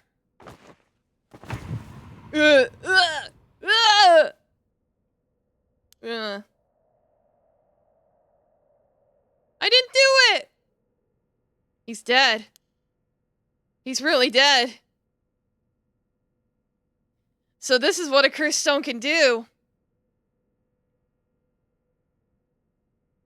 The cursed stone of the Whispering Canal has gained 1% soul dregs. Yeah, I think she was cursed. It's like, considering the thing was right next to her, she probably had it, and then she probably realized she was staring at a curse bearer, and he killed her. So, you know what? Fuck him. I left the park immediately. I felt bad for leaving Yoko, but I couldn't stay there. The emergency medical services will probably take care of her body. Takami's too. This'll all be over the news tomorrow. But until then, at least I know she'll be in a safe place. Alright. I have to find my next sacrifice quickly. I've got no time to waste. I need to find the other curse bearers and collect their souls. Silly Takami barely got me any soul dregs. I guess he mustn't have been a curse bearer after all. It's not enough. The soul of a non-curse bearer amounts to little more than leftover breadcrumbs. I have to think of places where the other curse bearers of the Seven Mysteries would be. The curses were activated at around midnight. The others are bound to be active still. I should check to see if there are any other places with connections to mysteries nearby. At the very least, Another curse bearer might be thinking the same as me, meaning I could run into them. Yeah, he's way too chill about this. Like I said, I didn't push the use curse button, he did it. Let's see, which one's the closest? I'm in the Kinshicho area right now. Yeah, the local room mill is gonna freak when they find those two bodies. Like, what happened? Why are they like that? The hunting clappers are on the other side of Oyoko River, just over Shumoko Bridge. Ooh, oysters with ghost pepper sauce? That sounds interesting. That sounds fun. The foot washing mansion and the ever-burning lantern are around South Wadi Getsui Street, past the train tracks. Yeah, very spicy. And further along Oyoko River, I'll find a beckoning light on Hoonji Bridge. Those three places are the closest. I guess I should start there. Alright, items. It's a 1 soul drag.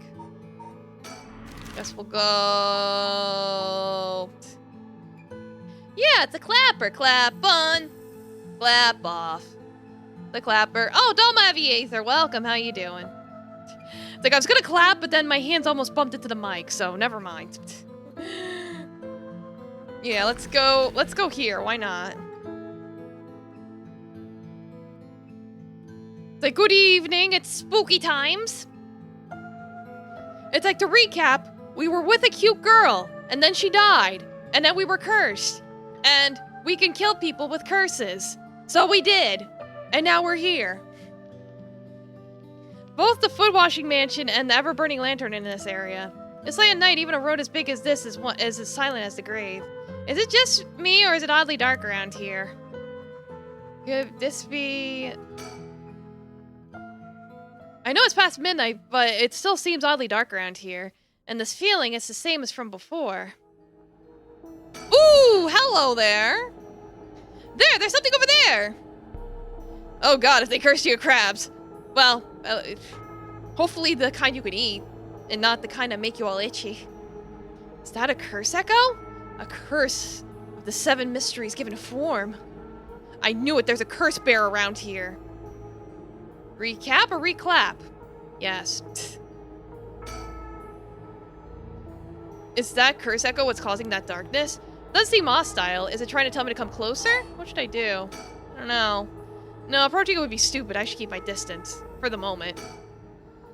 Decision time. What should I do? If I sit here like this, I risk fulfilling the conditions of that person's curse. Seems like I can still back out if I want. It's like, do I want to, though? Alright, I should. Just get closer. Nothing's gonna happen if I just sit and wait. Let's check it out. Hello? Sir? Oh, it's getting dark. Ah! Darn it, now what? This isn't a curse doing this. Somebody's pulling me in. Oh, that hurt. It looks like I'm inside a building. Did it toss me here? I can't see squat. Is this the same darkness from the curse echo? They got me. This has to be the work of another curse bearer. Is this darkness because of a curse echo? Are they trying to trap me here? I guess I should be glad they haven't killed me yet. If I don't start searching for a way out. Shit, I can't see a thing. If only I had a source of light. Yeah, I don't have anything. Fuck. I might have fucked up. Well, this game seems to like rewinding me when I fuck up, so I might just die here. I'm completely enclosed. Doesn't seem like there's even a window. There's no telling which direction I'm facing. I guess I should be glad they haven't killed me yet, if I don't start searching for a way out now. I run into walls no matter where I feel around myself. They're made of concrete, I think? It's a pretty small room. I cursed them all. I cursed them with balls fall off disease. Oh no. It's like, the dancing one is worse because that actually happened. Yeah, the kidnapper will just walk away. Oh god, whoa, what the? My stomach! Feels like it's ripping apart!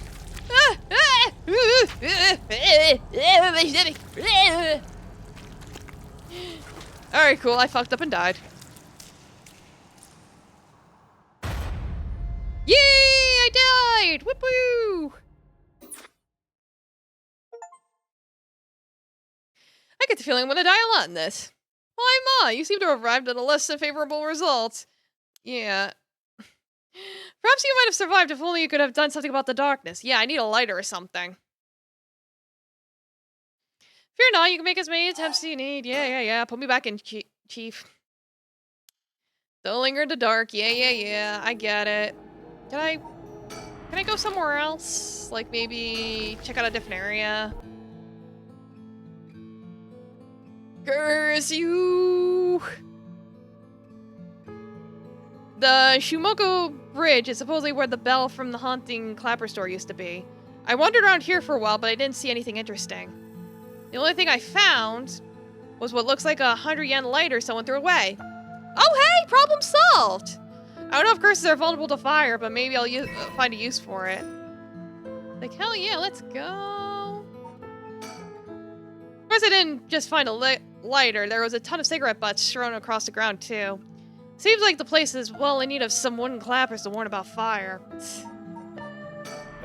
Well, now that I have a lighter, I can get through the darkness. Alright, problem solved. I just had to go somewhere else.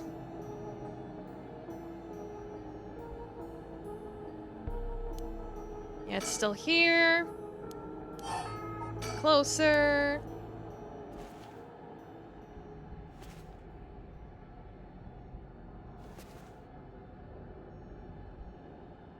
Hello? Of course he grabs me again.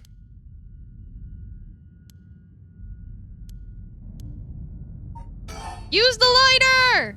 That's right, I still have the lighter I picked up earlier. Yeah, ain't nothing I can't fix with a ghost trick. That was a fun game. Perfect, it works. Now I can make out my surroundings a bit better. What the? Is something... Drat, he's got a light! That ruins everything! Someone there? Are you a curse bearer? It's over, time to get out of here.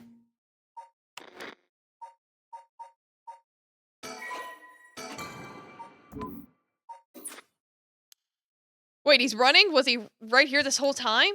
This is my chance. What the? Why?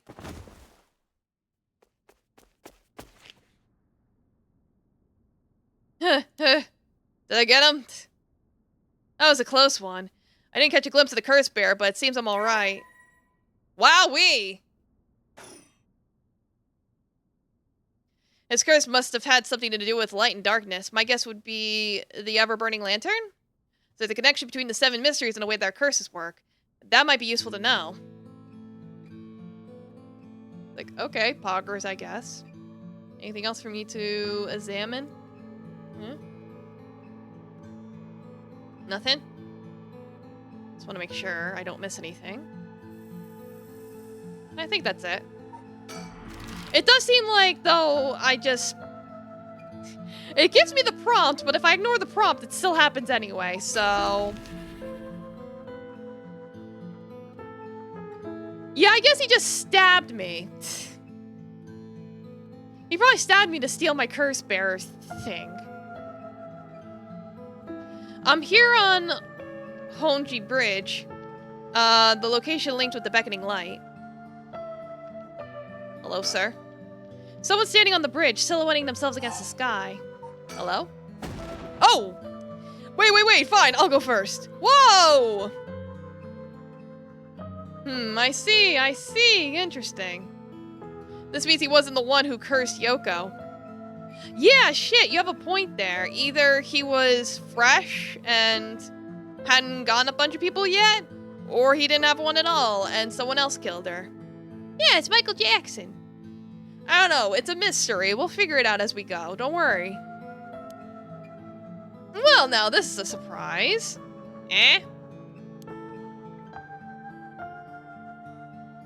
Who are you? If you got the wrong guy, just say so. Michael Jackson.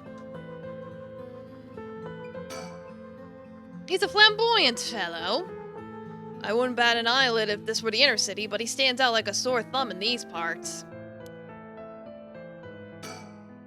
Come now, it wouldn't hurt to at least tell me your name.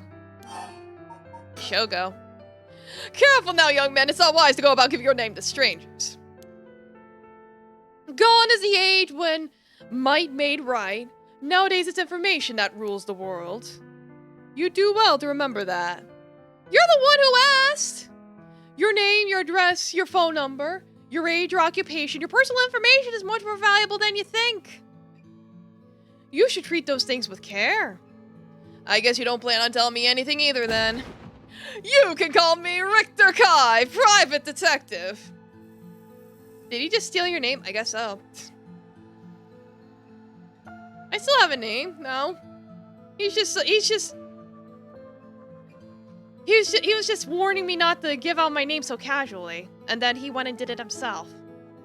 Did you just say so not to? Never mind. You say you're a detective? That's correct. I'm a man who deals in secrets. Don't expect me to share any more information with you, though. I only told you so we could have an understanding. Okay. Richter Kai.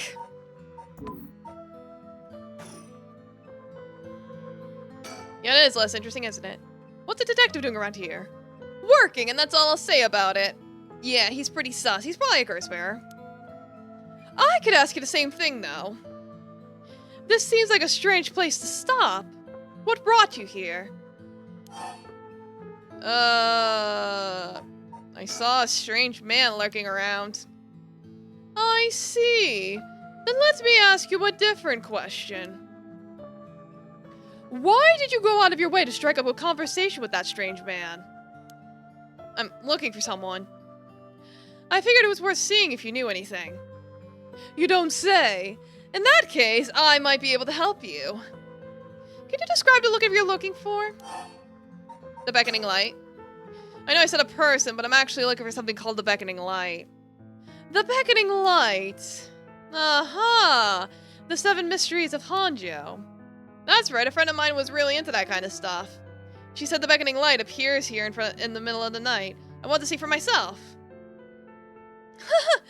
Really? You're the adventurous type, aren't you? Unfortunately, I think you're out of luck. I've been here for a while, but I haven't seen any strange lights. Alright, well, thanks for telling me. Ah, just wait 1 second. There's still some time left for it to appear. Why don't we wait together? Thanks, but I think I'm good. Really? Well, I'm sorry I couldn't be of any more help. I think you helped plenty. Oh, that's right, I meant to ask. Do you have a light on you? I do, actually. A light? You mean for cigarettes? Well, I've got this cheap one I picked up, but that's it. Oh no, this'll do nicely. Are you sure? You can have it. Anyway, I should get back to work. Once you're gone, of course. Is there a reason I can't be here? Of course, my work is top secret. Okay, buddy.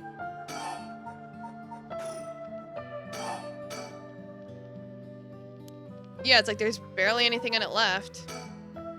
Hardly anyone's around. Not surprising, seeing as it's past 2 in the morning. Feel like the whole world's gone to sleep. The other side's an industrial district. Further down the bridge is the temple of which gets its name. Honjo Bridge has a pretty unusual structure. The ends are stone, but the middle's steel. You know, infrastructure. The Okio River beneath it is actually a canal that was dug during the Edo period. Alright, anything else to inspect? Doesn't look like I can click and drag, so probably it for now. Let's see if it has anything to do with the curse bearers. I should move on. If he's been here for as long as he says, there's a good chance he's seen something, but I don't think it's worth asking. He seems like all kinds of trouble. Alright, I'll get the fuck out of here then. Okay, I've had a look around the area. I should head somewhere else now. Where to next? First around, Midoricho Park. At the end of South Warigetsu Street is the taiko of Sugaru. North of there is a school called Komagata High School at the location of the Fool's Procession. Should be around here. Let's head to the park first. Why not?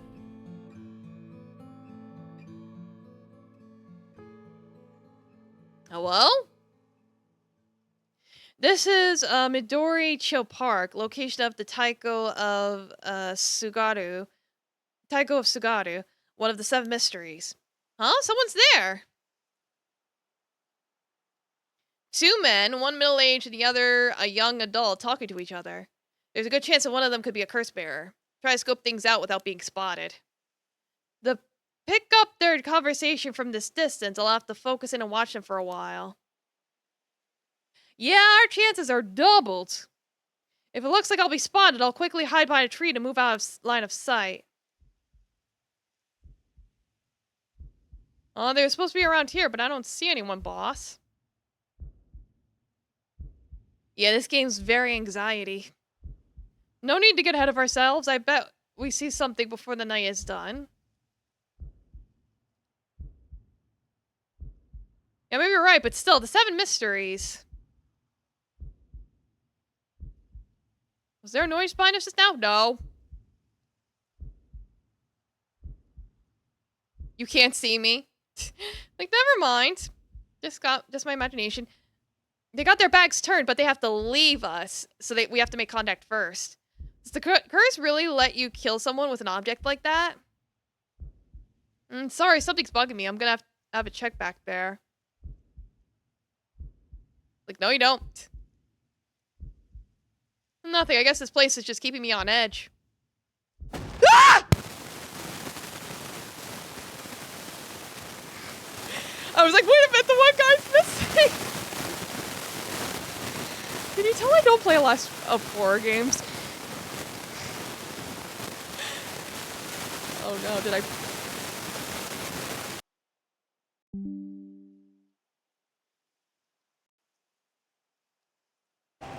I screamed so loud I broke the mic. 1 minute.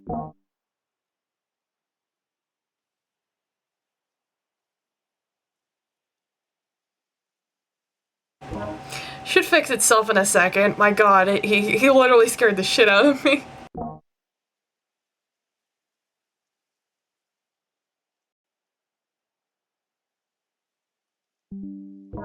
Alright, I should be back to normal. Okay.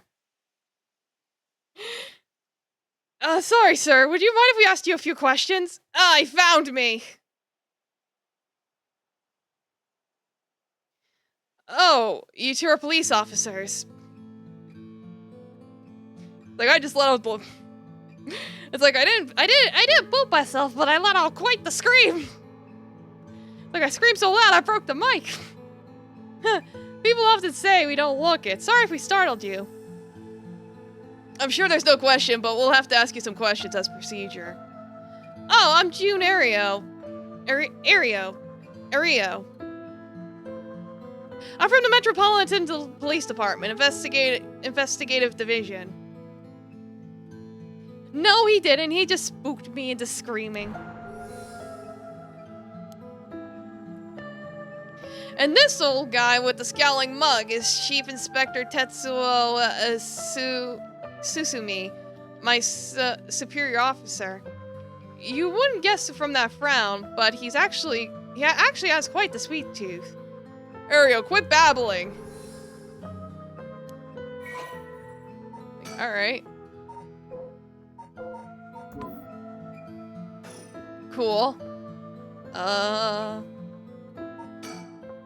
Oh, they're detectives. They're not investigating the corpse that was here, are they?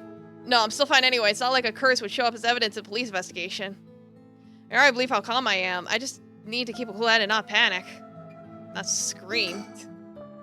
Stop making those pouty, kissy lips! Stop it! Now first, can you show me some ID with your name, address, occupation? No. It'll be okay. I'm better off just going along with it. Wow, you work for Hihaku Soaps? I hear they've been raking it in lately. Is that true? I don't know much about it. I'm just a recent hire. People are loving that new hair product you have. I use it all the time myself. Thank you for your patronage. Yeah, he's getting ready to have the kiss of death. Go mwah, mwah, mwah, mwah, mwah, you dead. Here, use hair products? You're with the times, boss. Guys nowadays all use these things. Isn't that right, Mr. Okie? Yeah, sure. We even use men's cosmetics now. Is that so? What a time we live in. Sorry, boss is the kind of caveman who thinks using only a bar of soap for all his washing makes him cool or something. I don't think that. I just don't care enough to use anything else. Actually, we do have all-in-one soaps for just that purpose. There are plenty of people like you. Huh, hear that, Ariel? That's what I'm talking about. You should put out more of those. Aren't you riled up? I'll leave the questions up to him. I've got nothing to ask. I always imagine detectives as blunt and aggressive, but I guess there are some pleasant ones too. He's as intimidating as I'd expect a veteran cop to be. First private detective, now police detectives. Why today of all days? Anyway, Mr. Okie, what is it that you're doing here? Actually, I'm searching for the 7 mysteries. Yeah, those all-in-one soaps. They're not good for you. It's like Google stuff. Like, I used to use Head and Shoulders because it was 2-in-1, and then when I stopped using it, my hair actually got better quality-wise. Because it turns out they use zinc, which is bad for your hair. Have you heard of the 7 Mysteries of Honjo, Detective? Yeah, I've heard of them. We were just talking about them a minute ago. Yeah, it's because of the moitas. Even though they happened like an hour ago. They work quickly. You just use clay? Alright, caveman. A girl I know is into them. That's how I got interested. I see. I seem to remember even Midoricho Park had one of the mysteries associated with it. What was it again? Taiko Sugadu? Ah, that's right, the Taiko of Sugadu. And check my posture. Ugh. Kitty's on my foot. This whole area used to be the residence of the Sugadu, a clan of samurai. So that's why you were hanging around the middle of the night. Discover anything interesting? No, nothing. No, I admit I haven't been looking into these things too hard. No, Gigi. Right, I think I understand your situation. Thank you for your answers. Now it's quite late, so you'd best be heading home. Anything else? Stop making those kissy lips! If there's something wrong, you're free to go. I'll leave then. The detectives show no sign of leaving. I don't have conclusive proof that they're curse bearers either. The risk is too high for me to stick around talking to them for long. Yeah, he's taking a selfie. Practicing his duck face so he can take kissy faces with his girlfriend. I'll be going now. Take care. Bye. Well, can I check my surroundings? Can I check my surroundings? Can I move? No? Alright, I don't see anything. Alright, never mind. Well, just in case. You never know.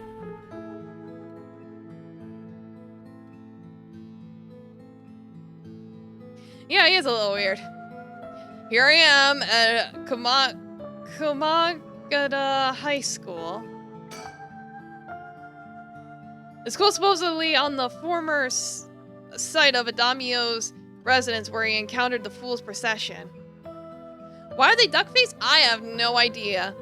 I think it really did just start out as like a cute kissy face, but then people got stupid with it. It's now at the center of a quiet residential area. There's not a person in sight. The 632 attendees, Koma High, opens 1943, changed names. It's a middle school. Okay. Well, it was first a middle school and then it became a high school. It strives to instill its students with the 3 S's of Sumida: sound moral, sound responsibility, strength of spirit, but success limited, plagued by delinquency. It's been forced to turn temporary employees to compensate for its high staff turnover.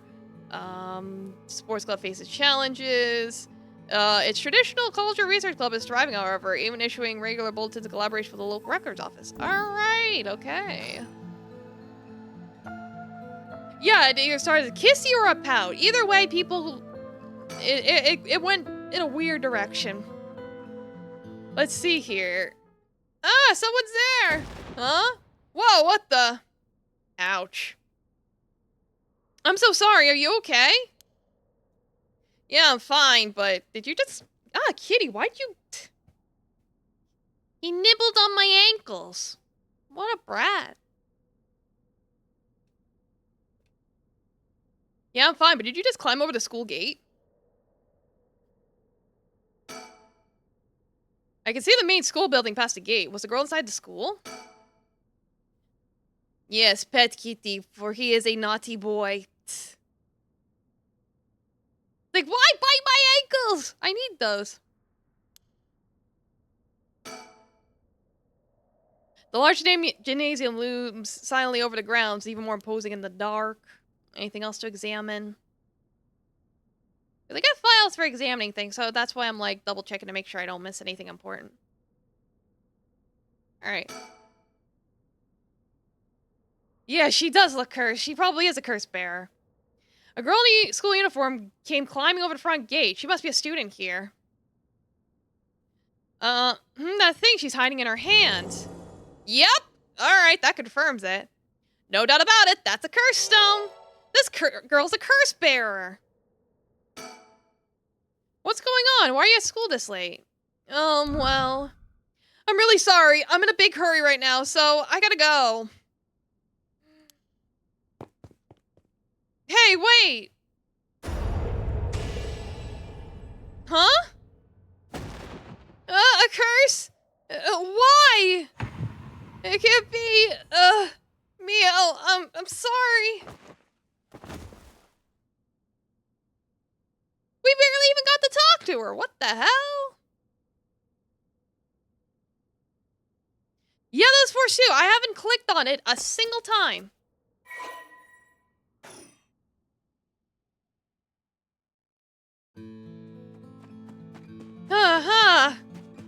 I killed her.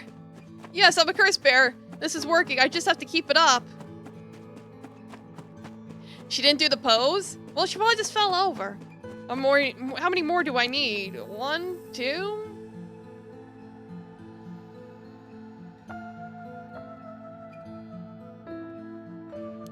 Alright, on to the next one. First, the one-sided read, by Ryokoku Bridge. An evergreen beach at the former Yatsuda Gardens along the Sumida River.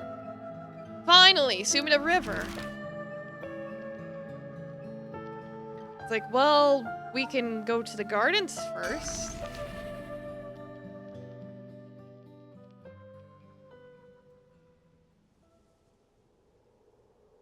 She also didn't have water from her eyes and mouth. I don't know. We ran away before we could really get a closer look. Was she a good person? I have no idea, but she was probably killing people, considering we grabbed her soul, so she probably killed a few people. Yeah, pretty much. It's like she had the exact same goal we did, which is reviving someone by killing people. The former Yatsuda Gardens. There was some kind of incident here recently, so the entrance was closed off. But it was easy enough to sneak in, since there are no guards at this time of night. However,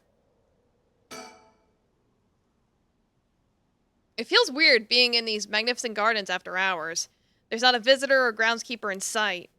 The Ryokoku Public Hall is also on the grounds. Its eye-catching structure makes this place feel even more otherworldly. Alright. Shaped like the character for heart. Crisscross on the ground. Holding water from the Sumida River. Alright. Get up! So, have you decided what you're going to do? Yeah, everyone in this is probably bad. It's like anyone that's a curse bearer is bad. With your...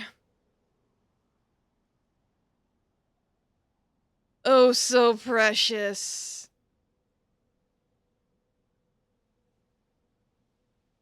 Curse stone?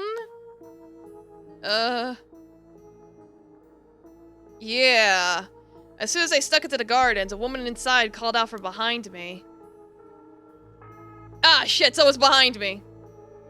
I've been waiting for you. I have a curse stone.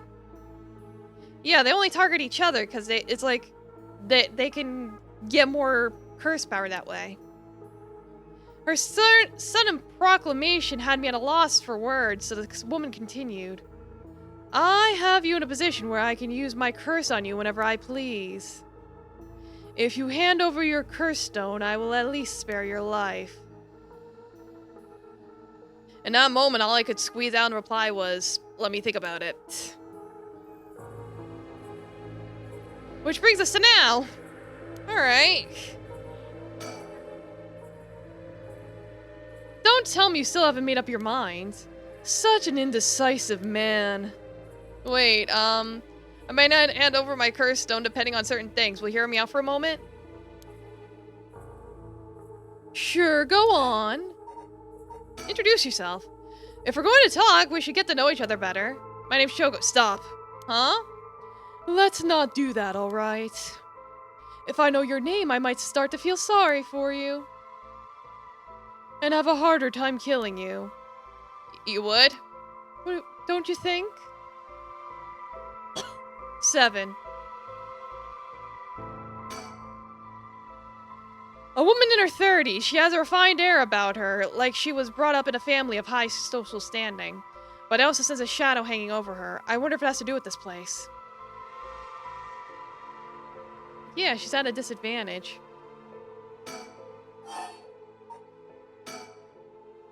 If you take my curse stone, what are you gonna do with it? With your curse stone? It's brimming with soul dredges, isn't it? It's already killed so many, no? How's she know so much? I'd like to avoid such crude methods myself. 6. You want soul dregs, that means you're after this rite of resurrection too. Not that I'm trying to compare our circumstances, but I can ask you what led to this? Oh my! Yeah, he doesn't think twice about it. Do you mean that if my situation is more dire than yours, you'd give your curse stone to me? Sure, I'd consider it, so tell me.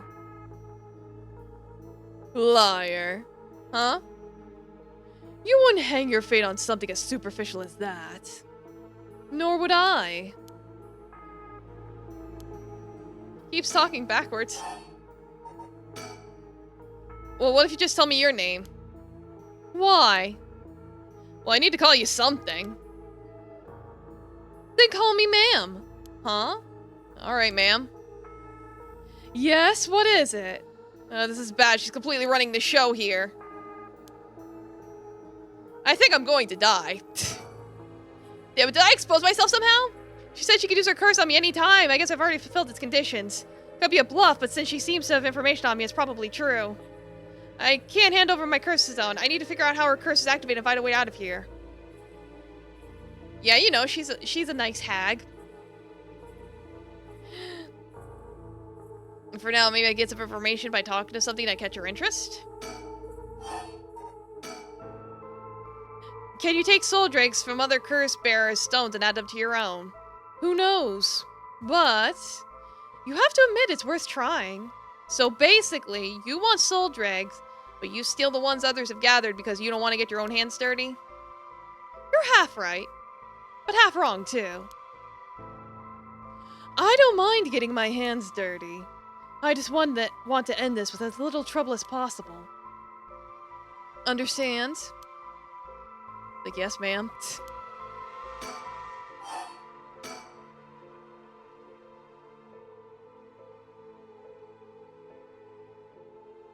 My son. What? He'd be in 6th grade now. If he were still alive.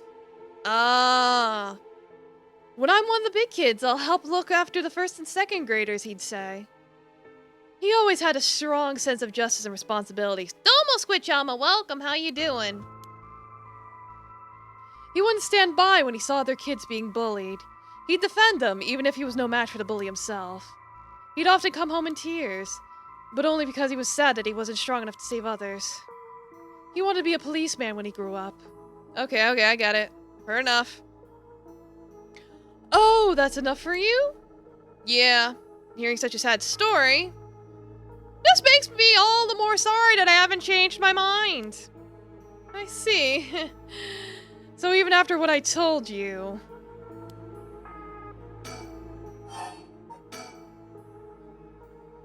Yeah, that's heartbreaking. I've had enough. 2 curse bearers. Shouldn't be carrying on like this.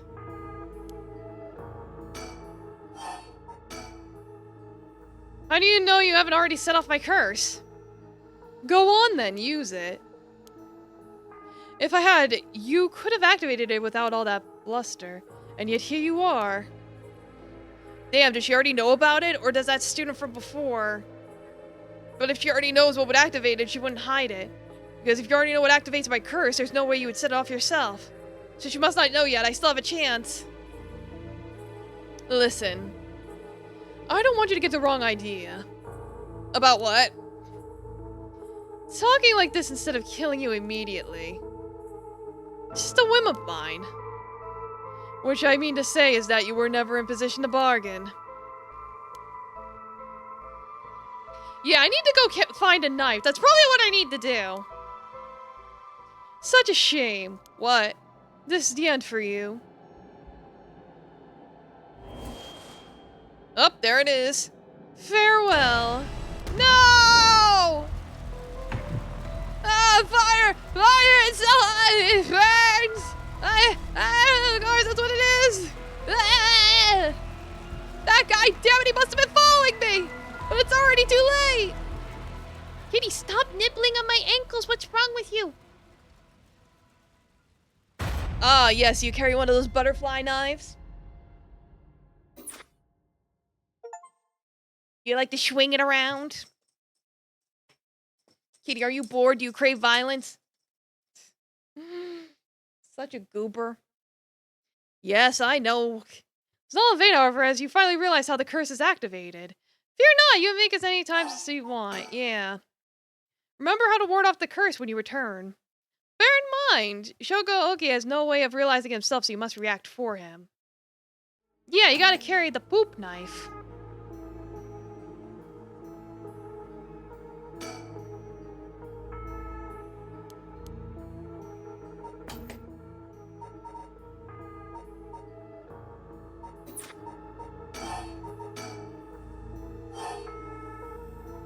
Oh, I can throw this away now? Yeah, throw it away. That way he can't use it to set me on fire. That's my guess. Hmm? Oh, hi! What did you just... Why? Why throw your lighter away all of a sudden? Huh? Well, I kind of just felt like it. 'Cause... That's how she set me on fire. Because I was just gonna go through my items to see if I could get a hint or something, and then it was like, throw it away! And I was like, okay. How? Why is she losing it all of a sudden? Could the lighter have been what fulfilled the condition of her curse? But why? How did I... Oh, how could you? Ah. Ah! Oh, it can't be. Oh, my Soichi.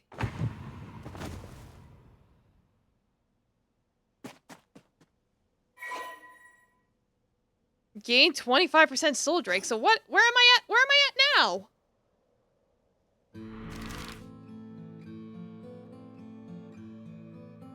Yeah, because it was like... She set me on fire.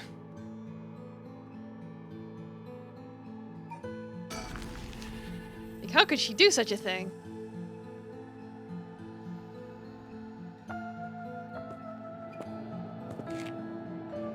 Hey, a quick question for you. We'll answer in a second. Let me go take my bathroom break. I will be right back after these messages. Beep.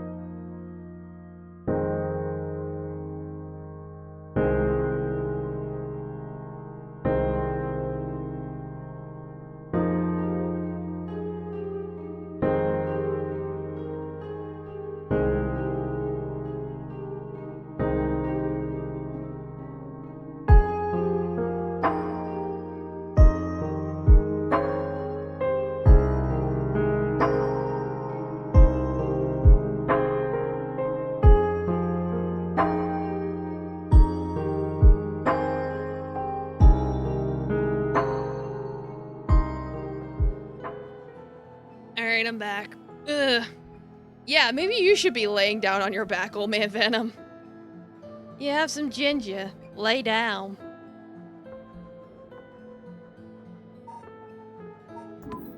Like, I guess oysters and ghost pepper sauce don't go well together. We learned things today. What the? Sorry, this is so sudden, but I gotta ask. You don't mind, do you? Are you a curse bearer? What? Whoa, legs!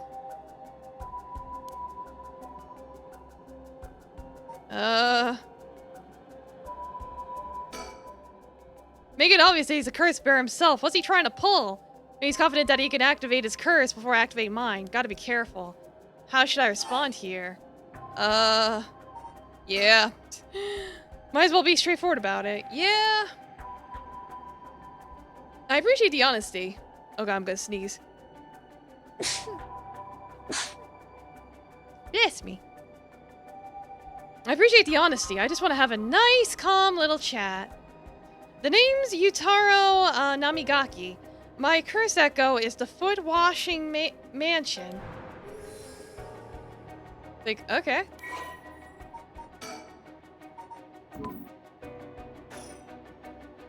A chat? I'm not gonna curse first and ask questions later just because we're both curse bearers. I've got a little more class than that. Hope you're smart enough to extend me the same courtesy. Sure. Yeah, he's trying to be all cool and calm and stuff. Kitty, what? Are you trying to get in trouble? Kitty's causing trouble. Naughty boy. No, he was on my bed. Fine, chat away. Thank you. Good to know I'm dealing with someone reasonable. Is this his curse echo? You said it was the foot-washing mansion. Is that why there's only legs? A young man, probably younger than me. Maybe a college student? Yeah, he wants problems. This guy's quite the bold character. He's got confidence. I'll give him that. Alright, let's talk. What do you want? Right, I'll cut to the chase. Will you join forces with me? Join forces? To gather soul dregs? Yep, you're using your curse because there's someone you want to resurrect too, right? In that case, it's more effective for the two of us to work together than to do it all yourself. That sounds too logical. What's the catch? What's the catch, buddy? Think about it, we could split the work and we'd have two kinds of curses at our disposal. Working together. I haven't thought about that before. Yeah, the line art is pretty neat. Like, it's like those, calligraphy paintings. With, like, the big, broad strokes. Can the soul dregs in one curse stone be moved to another? That's a fundamental requirement for this to work. Well, we'll have to test it, and I can't do that alone either. Yeah, those are three words that don't belong together. Fine. Alright, then if working together helps us both get what we want, maybe it's not a bad idea. Thanks! Glad to be dealing with someone who could think things through rationally. But there's something I need to know in advance. Tell me, how many soul dregs do you have right now? Right, I have some, of course. I am more than competent after all. I'm asking you how many. I'm at 1%, but don't worry about it. My curse is so easy to activate, I'll have plenty in no time. But you haven't managed to get any on your own, have you? I'm at 92%. Oh, say what? That's the amount of soul dregs I have in my curse stone right now. What? Yeah, his face completely changed. Kitty, stop! He's gone mad! Kitty's gone rogue! He literally tried to dig into my bed. Weirdo. Wait, are you serious? You're not even close to being on my level. Yeah, pet it for being a naughty boy. I'll keep gathering soul dregs on my own. Let's forget about this joining forces business. You... You gotta be kidding me. I call your bluff. Don't think you can scare me off so easily. I see, that's too bad. You don't feel like talking and you leave me no choice. I even gave you a chance to come out of this alive. Real shame you're just gonna waste it. What are you? What the? Is this the voice of the curse echo? Among the 7 mysteries, the resentful memory of the foot-washing mansion is particularly strong. Yeah, he needs to be needed. You can't block it out by plugging your ears. As soon as you hear the voice of my curse echo, it's the end for you. Damn it!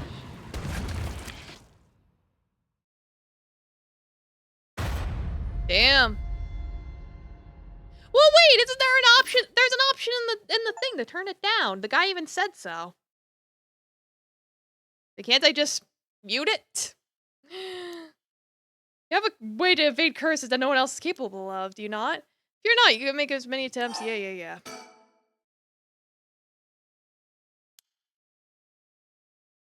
Yeah, it's like, he has no idea, but I know. Look at the bridge first. Large bridge here is called Ryogoku Bridge. Across the river leads to Nihonbashi, Bakurocho, and Chuo City. God, so many Japanese names to read.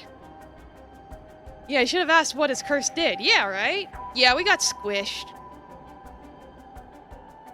Because the legend be like, a giant foot appears and it's like, wash me! Yeah, we're literally using video game powers. Like, oh god, I'm not reading all of this. It's a bridge. But yeah, we could just, just turn it down to 0. There you go, problem solved. Then I can't hear it.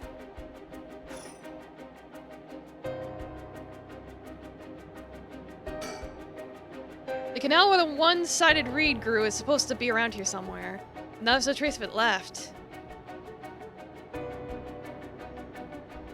Oh shit! It's like, one curse bearer at a time, please. Let's take care of this guy first. Chat between 2 curse bearers. What's he trying to pull?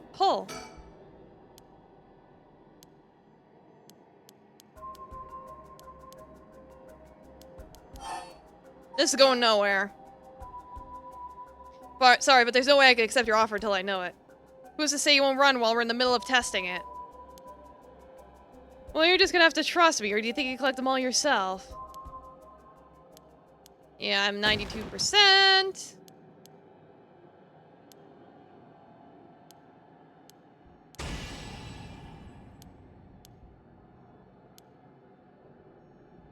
Yeah, funny enough, I don't hear it, so... That works. Damn it! Huh? A voice? I don't hear any voice. What? There's no way! And yet, here he is! Perfectly unharmed! How? What's going on here? I don't completely understand it myself, but his curse conditions don't seem to have been met. This is my chance! You're sorry, your curse won't work on me. I'll let you off easy today, so get the hell out of here. You son of a... fine, I'll just be on my way then. But mark my words, I'll make you regret this. Ah!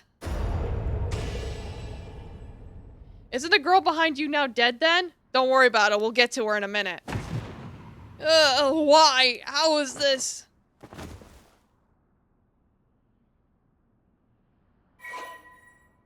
Yeah, wasn't she just right there? What? Well, I'm over 100%. And he was full of shit. I think I'm safe now. I can...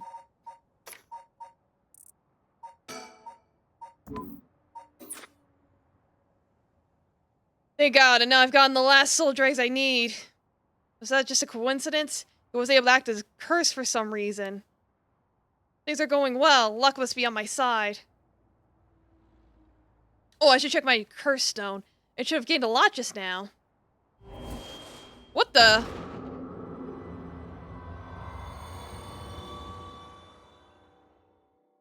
Yeah, he was totally trying to trick us. Obviously.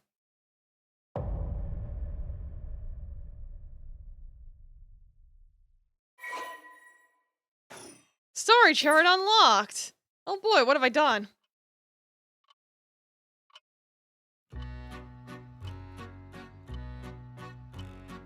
Pardon the interruption, but I'd like to take this chance to tell you about the story chart.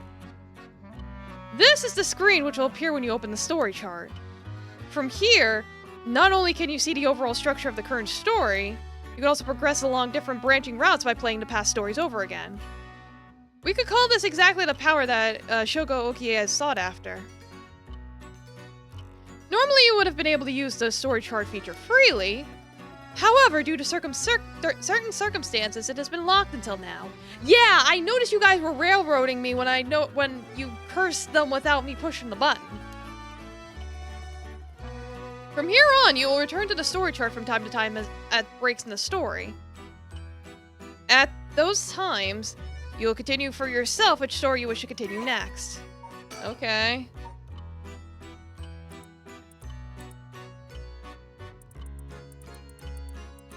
There's a fast forward button, it doesn't say... Oh, it skips all content anyway, so...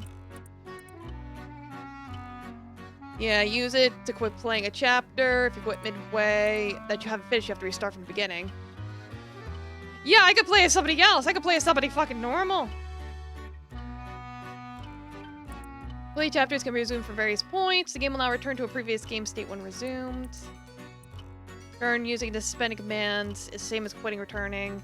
There's 2 phases that must be completed to fully complete a chapter. If a chapter is finished while there are still tasks to be done, the chapter will not dim and will remain lit up. Like, thanks. Psst. I'll figure it out. By the way, should you use the story chart to replay a past event, do you know what you must do and where? Of course you do. After all, you've gotten this far. It is on Steam, yes, actually. Etymology bought it from Beyond Throne. Like, 2 or 3 months ago. What trigger did Yuko Fukunaga set off that let her die in the way she did? You come this far several times, so I have every confidence that you will be alright. As long as you make sure not to do that thing. However, like with the letter and voice earlier, Shogoki has no way of knowing that himself. Oh, on that note, I am curious. Have you determined how many people Shogoki has killed with his curse? Question.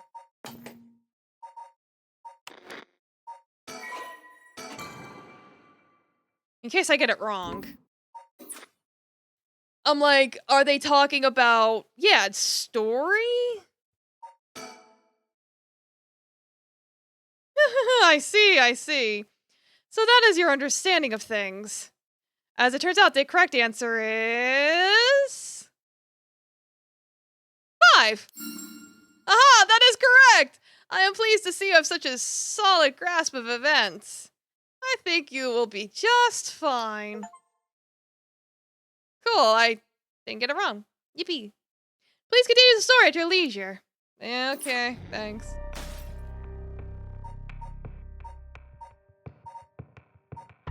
Like, well, I think I want to go back to where I was before. Yeah, the storyteller seems cool. We might get his perspective later. Let's resume where we left off if we can.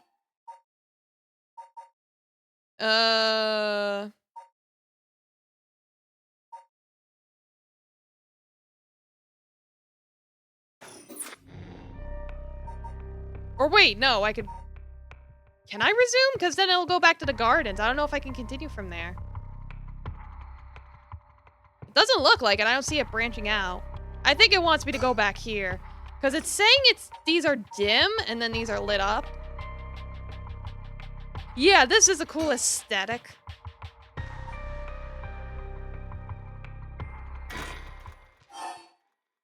Yeah, something's happening to Yoko. Whoa! What the hell? It feels like the air just changed. Are you okay? What's wrong? Stay with me. Like, she still seems to be okay. She's in no condition to talk. Keep yelling her name. Oh, what? Yeah, maybe talk to the girl behind you. Yeah, I could do that as well. Oh, what? Is calling her name really going to help? I'm already yelling as hard as I can. Shouldn't I look for what's causing this? There's nothing there.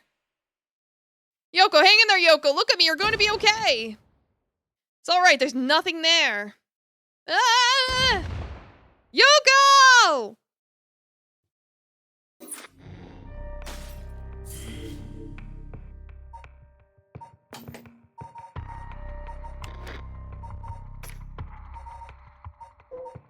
Yeah, because they mentioned it being lit up.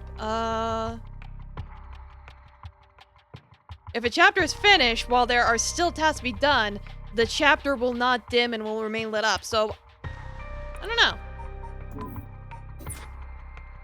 I'll figure it out later. Right now, let's see what we can do here. I might have a chance to go back later. It might not be linear.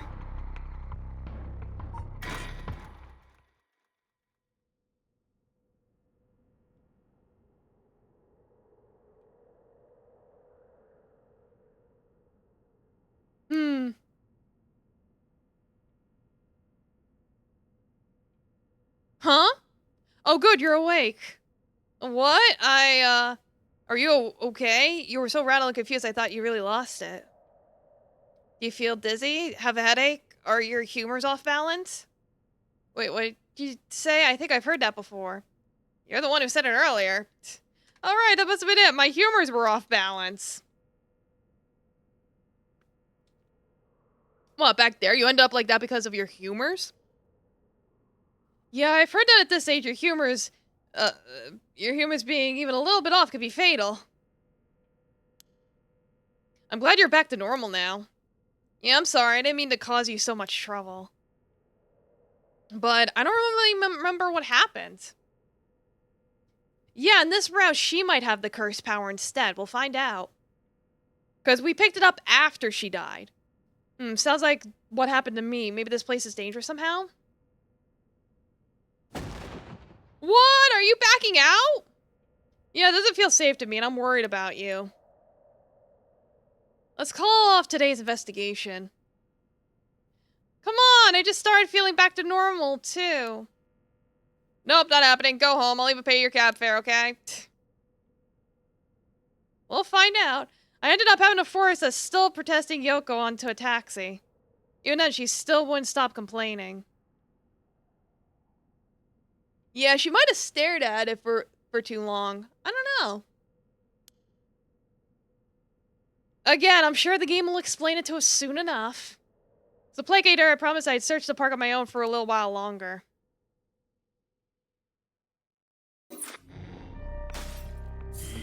Oh, well.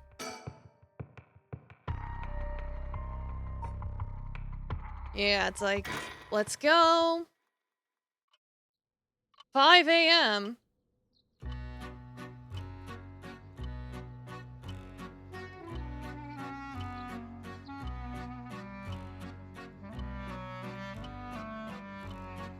In further news, before dawn today, a police officer on patrol discovered a man collapsed in Sumida City Park. The man was taken to hospital, but his death was confirmed shortly after. Investigations are still underway, but police suspect a connection to the other unexplained deaths found in the area around the same time. Yep, we died. Woo!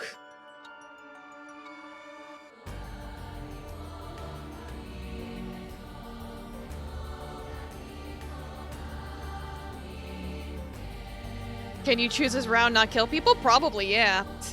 Like, cool, we got... It's like... I think now the game really starts.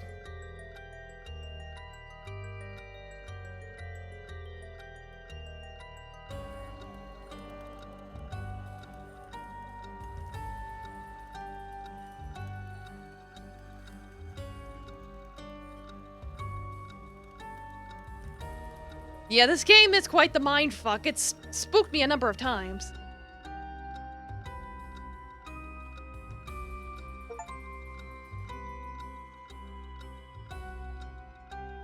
Well done in your efforts thus far. Yeah, an hour left and we finished the prologue. Woo! This brings Shogo Oki's story to a close. But this is not the end, far from it. In fact, this is where the story finally begins. The routes of the three protagonists have now been unlocked. Harue Shigima, a woman who lost her son when he was kidnapped and murdered. Tetsuo Sutsumi, the police inspector of the 1st Investigative Division, who's looking into the death of an officer in the line of duty. Yako Sakazaki, a high school girl who wants to bring her friend back from the dead, a girl who died on a suspicious suicide. Each of them is burdened with circumstances that leave them no choice but to seek the right of resurrection. Following these three storylines will reveal the full nature of all that is occurring. With that, please enjoy the continuation of this tale.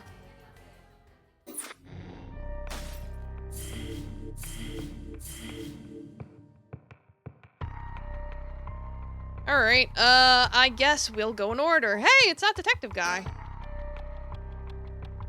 Yeah, when the son was kidnapped, the botched investigation by the police resulted in the child's murder. 1 year later, Haruhi has hired a private investigator to help resolve the unsettled case. Oh, so that's what he's here for. Late at night while speaking to the detective at her home, something strange suddenly appears.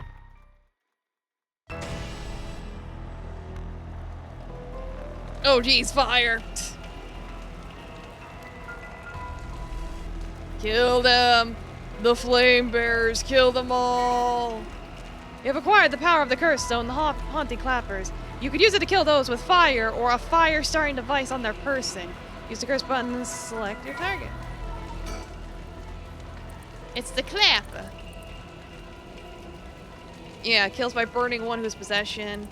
Alright, here's the story. Red, red, red. Everything has dyed crimson. My home is burning to the ground. It's hot. So hot. I must call for help. I cannot speak. My throat must be burned up from the smoke. I think I'm already on fire. That's right. I'll just use the clappers. Clack, clack. Is anyone there? Clack, clack. Why is no one coming? I'm gonna burn to death. How did it come to this? Oh, right. Her. It must be the work of that vixen whose son appeared suddenly and enchanted my lord. That witch! Those hauntingly cold eyes had my lord dancing in the palm of her hand. Perhaps I was also taken in by her. How many innocent people did I lure in under orders? This must be karma. The sound of a heavy bell. It feels like my head will split open. Typo. Ah, right, the evening bell. This must be why nobody can hear the sound of my clappers. I've got to do it louder. Clack, clack! Yeah, it is like the Nagasaki's. A murderous impulse seeps into my soul like thick black tar. Now. Kill! Kill? Can you hear, Curse Bear? You, who so strongly desires the right. Kill them. Like, okay. Oh, God, why am I yelling? Alright, the Shigema Mansion reception room. Back with me, ma'am? Yeah, the Eep approaches. Can't say I understand what just happened, but certainly seems to have put you in a good mood. This might be the first time I've ever seen you really smile. Sweet dreams? Hell yeah. Alright, here's her full story. Haru is a housewife who resides at a manor near Shimoku Bridge. Her 11-year-old son, Suichi, was kidnapped and murdered about a year ago. The death was a result of a mistake on the part of the detective assigned to the case. A mistake which enraged the kidnapper and had him cut off all the contact with the police, leaving no room for negotiation. The incident was covered up and Suichi's killer remains at large, leading to the aggravated Haru to call on the services of private investigator Richter Kai to uncover the truth. The Shigema family came from a line of samurai who built their residence in Honjo during the Edo period. They assumed important positions in the police force following the Meiji Revolution, thereby protecting their family's elevated status. Even today, many in the Shigema line work as police bureaucrats and senior police officers.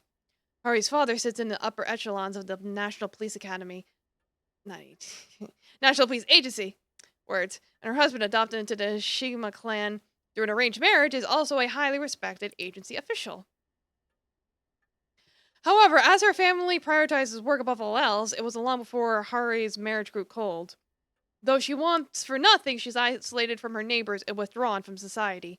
Seeing her son grow into a young man gave Haru a purpose in life, but it was cut short by the kidnapping incident.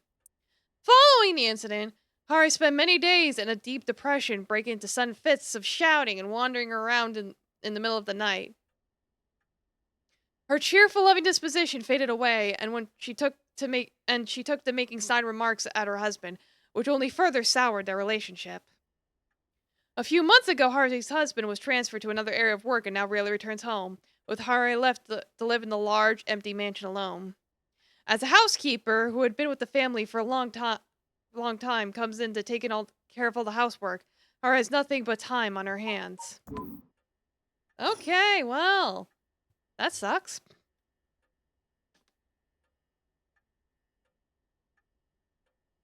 No wonder it's like, no wonder when we were talking to her, she was so cold and distant. She was already dead inside. No. Not dreams. Sounds like something I might want to hear about. Fax machine?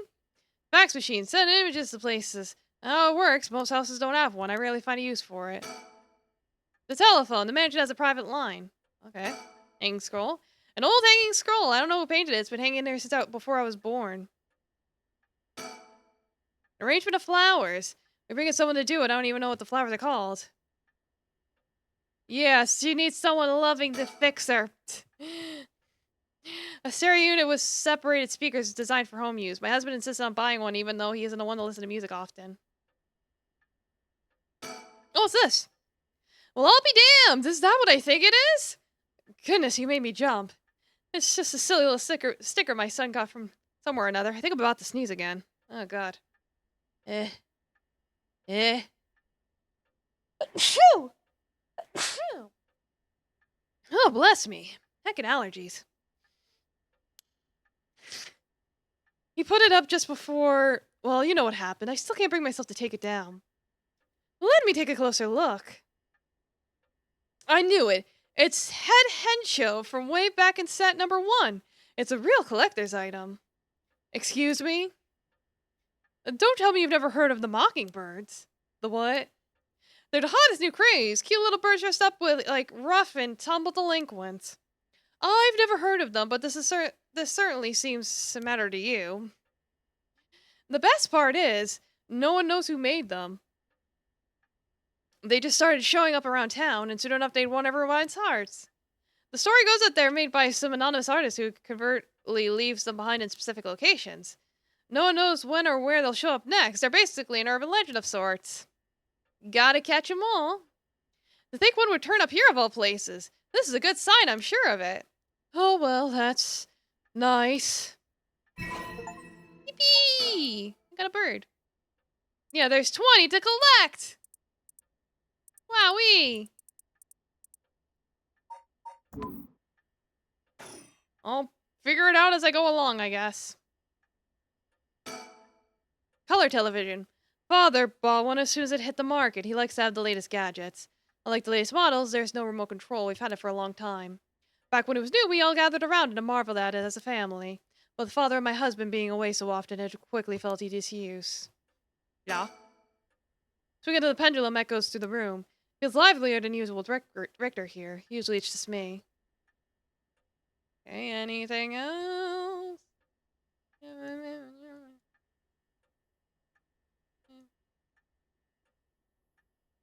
Chandelier. The lights. The chandelier is the only thing in here that's my choice. It's my favorite part of the room. My heart's still racing. This is it, my chance at long last. A private investigator I hired. A friend told me about him. They said he's not very well known, but he's good at what he does. When I first visited his office in Otis City and saw how he dressed, I could hardly believe he was a detective. But after talking to him for a while, I changed my mind. He says some strange things at times, but he seems like the reliable sort. Alright. Yeah. Richter is actually a private investigator with an office in Oda City, Tokyo. After taking on a request from Hari Shigima to investigate the unsolved kidnapping and murder of her son, he gets caught up in the events surrounding the Rite of Resurrection. Once a police officer, Richter was racked with guilt over the police's inability to help all those in need and quit the force to start his own private investigation firm. However, his soft-hearted nature leads him to take on too many cases and has put his office in dire financial straits. How he is still in business is a mystery, with some whispering that he's a wealthy patron is keeping him afloat. Richter studied alongside Detective June Ario at the police academy. I get the feeling there's going to be a lot of connections later. Somewhat surprisingly, given his outlandish clothing and mannerisms, Richter excels at covert investigations and tailing his targets. He probably refers to himself as an investigator extraordinaire, though that only ever succeeds at impressing himself. Richter's biggest source of happiness is nuzzling his pet female albino parakeet, Ernestine. Okay. Which he keeps in his office. He also enjoys collecting mockingbird stickers, a popular line of merchandise featuring birds inexplicably dressed like delinquents, and can be frequently sighted searching around town for them. While out and about, Richter typically leaves the office, and more importantly, Ernestine in the care of Amamori, a junior high schooler who volunteered to assist Richter after being involved in a previous case. Okay! The Azure Heron Agency. Richter Kai's private investigation firm originally thought to give it a simple name, but upon hearing people were more likely to pick names in the front of the phone book alphabetically, he went with one that started with A. Azure Heron Agency was established. It's questionable whether the heron, a bird of somewhat ominous significance, is an effective symbol. His own assistant has referred to his name as confusing as best. After all, rather than a Azure Heron, he keeps a white parrot as a pet, and dresses not in blue, but mostly in white. If there had been a symbolic connection to be made here, it should have been lost on all but Richter himself. Yeah, and this all seems to be about the same. Yeah, that all sounds the same. Oh, my nose. Allergies getting me tonight. Well, let me bring you up to speed. We're in the middle of a chat when you suddenly started spacing out. And the whole time you were grinning to yourself like you just won the lottery. Care to tell me what that was all about? Well, where to start? Very interesting, very interesting. So the haunting clapper's curse echo appeared out of nowhere. Told you how to perform the rite of resurrection and gave you the curse you'll need to do it. Have I got that right? That's right. So it's all real. Honestly, I still find it hard to believe. But I guess I have to now. I saw that curse stone appear in your hand myself. Looks like it popped clean out of thin air. With evidence that clear, there's no denying that there's some supernatural force at work.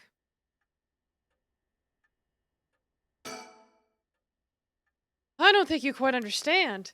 Oh? This isn't about evidence, and it isn't about belief. It's more than that. I know it's real. The moment a curse appeared, I knew everything before it even said a word. It was already there in my head, clear as day. The worms are back. You just knew, huh? It was etched into my soul along with the curse echo's resentful memories. So I could feel it, what it was like. Dying like they did, hundreds of years ago. Wreathed in flame, retching in pain as my flesh blackens and my blood boils. I can feel it. All the agony, all the rage. It fills me with bloodlust. I think I need to kill someone.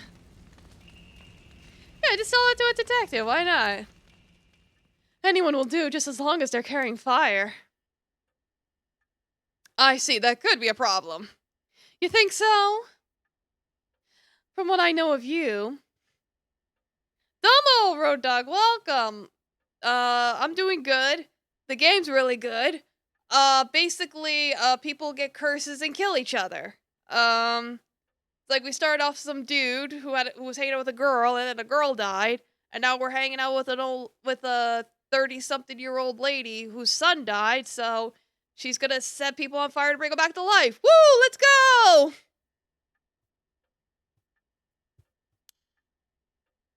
I was sure you'd see it as an opportunity. The stronger the urge to resurrect someone, the stronger the urge to kill. That's how it seems to me, anyway. Yeah, it's about ghosts pulling tricks, but it ain't no ghost trick. Good grief, talk about a spanner in the works.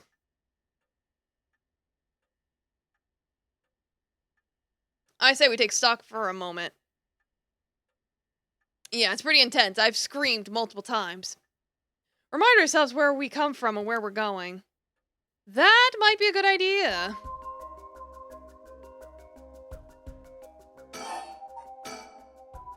That's what you hired me for, ma'am, to look into your son's kidnapping last year. To uncover the truth behind the abduction and murder of Suichi Shigima. Oh yes, I remember. They never did find the one who did it. That's what I'm here about today, in fact. Kind of you to let me drop by so late, by the way. I've been turning over every last stone, and I've come up with a grand total of... 1 lead! So you said.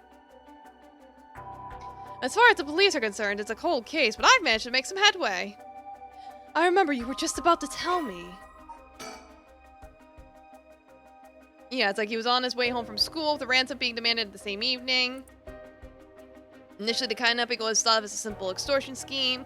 When it came to light that the Shigima family was closely tied to police, and Suichi was in fact the grandson, quickly assumed the perpetrator was acting upon a grudge against the police force. Kidnapping was treated as a direct attack. A large-scale investigation was launched. This made all the more embarrassing when they were unable to catch him, losing the public's confidence.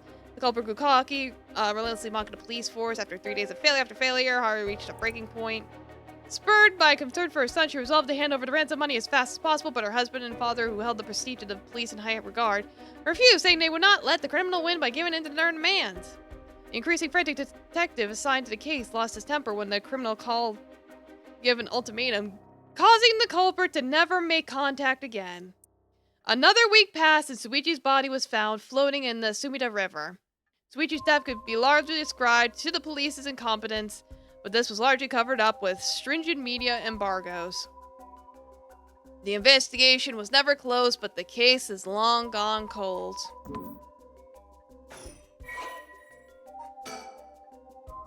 Yeah, here he is.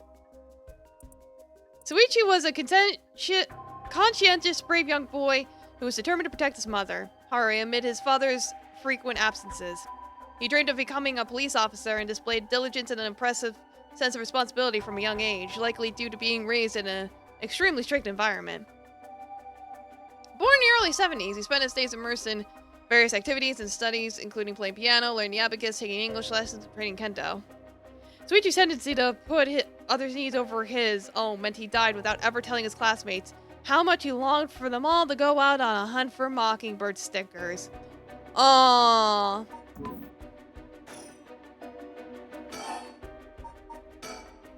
You know, we still need to figure out exactly what you want me to do. Tell you what, why don't you tell me what I found? Why don't I tell you what I found and then we can make a decision? Alright. You know, alright. I suppose there's not much point going over the kidnapping itself. No, I'm very familiar. They'll leave that for the files to cover and just confirm a few things about the case. The police traced the culprit's calls back to, let's see here, Northern Okyo River, here in Sumida City. That's quite a wide area. That's right. In the end, they never managed to nail down exactly where the calls were coming from. But it was almost certainly the same location that Suichi was being held captive. Since Suichi's voice could be heard during the killer's calls.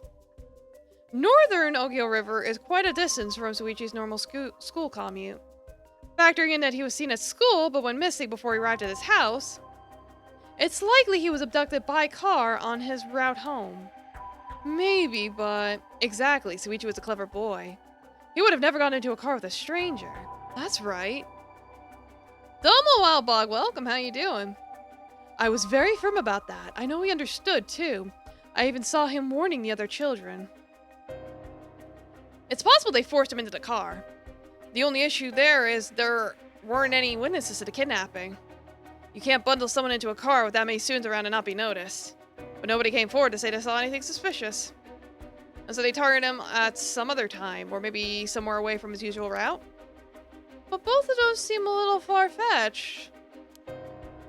Which raises the question, how did the kidnapper pull it off? The police never managed to find an answer. In the end, they decided the kidnapper must have just gotten lucky. Well, why not turn the problem on its head? The Rite of Resurrection, huh? I read about that in an occult magazine the other day. Apparently some old book showed up recently with all the gory details. And they said the rite could be found somewhere in Honjo. I remember the first time you told me about that. It felt like my prayers had been heard. Like I had hope. Real hope for the first time. Ever since that awful day, I'd wondered. What if I hadn't sent him to school? What if I had just paid the ransom? Now, a day goes by when I don't think that if I'd done something differently, Suichi would still be alive. You can't blame yourself, ma'am. It was the culprit's fault, not yours. Though I know that won't help any. Grief is funny like that. I'm guessing that's why you're after the right? Guess I needed to ask. It's written all over your face. I can tell how much he meant to you. But, and this is a big but, if this rite is the real deal, using it will mean killing someone and stealing their soul. Is that a problem? If it comes to that, I'm afraid I'll have to stop you. Oh, that's a shame. A shame, uh-huh, that's all? I thought if I'm going to be competing with other curse bearers, then your detective skills might come in useful. You realize you're talking about ending someone's life, right? Don't you see an issue with that? I think any parent in my position would happily kill for a chance like this. So, is it? Oh dear. What have I got myself into?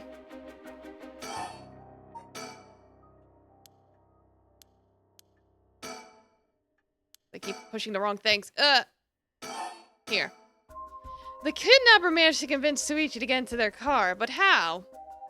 The only thing that makes sense to me is they were somebody you would have had a reason to trust. A teacher, perhaps, or a relative, or somebody else that he knew. But all the adults Suichi knew had alibis. The police checked them all thoroughly. Yeah, now we know why he was standing around. They did, huh? No one throws numbers at problems like a cop's. But what if it wasn't someone he knew, or rather, what if the culprit disguised themselves as a police officer? That would explain why I didn't find them suspicious. The Shigima family had close ties with the police after all. He would have had a reason to trust them.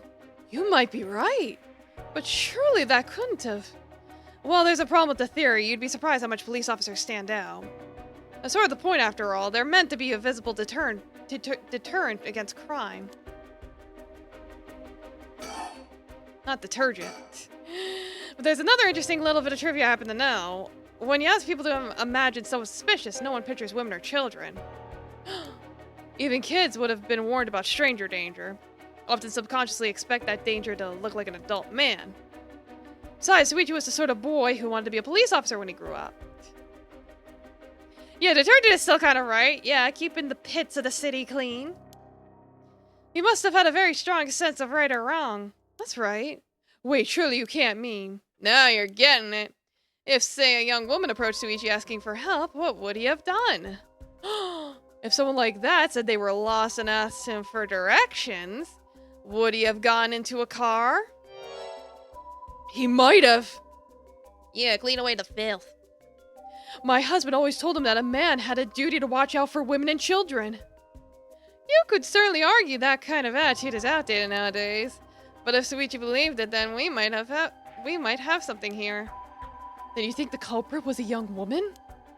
But it was a man's voice on the phone.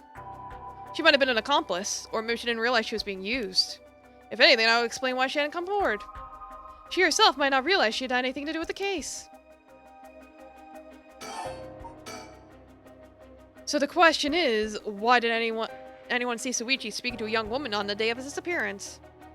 See, what I said about people's biases? That goes for witnesses too.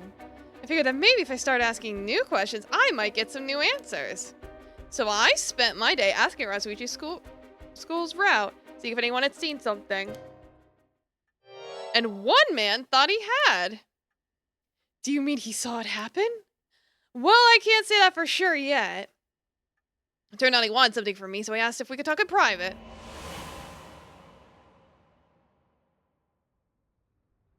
Several hours earlier. Alright, this should do. There's no one around. We could speak in confidence. Excuse me, what was your name again? Junochi. Junochi.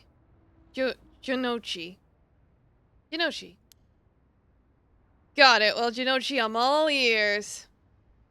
Just so we're on the same page. You're a young detective investigating Suichi Shigima's kidnapping. Do I have that right? Of course! What else do I look like? How should I know what a private detective looks like? Forget it. Look, I'll tell you straight. My life is in danger. I need your help. Huh? You'll excuse me if that caught me a little off guard. Let me ask you straight. Who's trying to kill you? A student called, Michio Shiraishi. Shiraishi.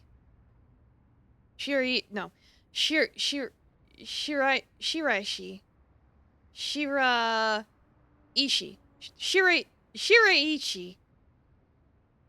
Close enough. Interesting. A schoolgirl, eh? Sounds like you've been naughty. It's nothing. That girl, she's a murderer. I'm the only one who knows, but I saw what she did. Michio Shiraishi. I saw her kidnap Shuichi Shigima. Jesus Christ, they keep using full names that's driving me crazy. Come again? I saw her talk to him on the street and lead him away. I didn't think much of it at the time, but then he went missing.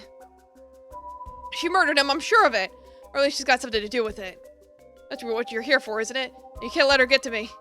If that's true, you've been sitting on some valuable information. Yeah, you said nothing! Why didn't you tell anybody? Well, you see, if you can't explain that, I don't have any reason to believe you. I couldn't! She said she'd kill me if I spoke a word! You're telling me a schoolgirl had you scared for your life? So you've been sitting on that all this time. Yeah, this game is wreaking havoc on my phonics, not only for English, but also Japanese. And you think she's been coming for you now that you've spilled the beans? Yes, that's it, exactly! I'm begging you, don't let her get me. Arrest her, I'm telling you, she's a demon! Well, you seem to believe what you're saying, but it just doesn't add up. How could a schoolgirl have a fully grown man terrified? You don't know what she'll do! She'll curse me! Curse you? I'm sorry, but you're losing me here. You're losing me and my pouty lips. It's true, her house, oh, forget it, why do I even bother? You seem dubious enough to believe me, but I should have known you'd never understand. Enough, I'll find someone else to help me. Hey!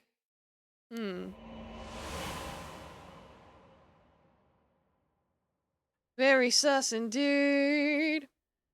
And that's about the long and short of it. I can hardly believe it. At the time, I thought his mention of curses was just crazy talk. I'm starting to see there might have been more to it. Then if we could just find that girl. Curse or no curse, if she was with Suichi on the day of the kidnapping, then there's a good chance she knows something. Top of that, I did some digging on the man I spoke to. His full name's Kohei, Jonochi. Kohei Jonochi. He's a teacher at Kamagata High School here in Sumida. A teacher? Then the schoolgirl.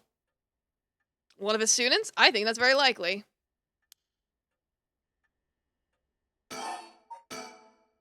At last we got a lead. Hopefully it'll be the breakthrough we're looking for.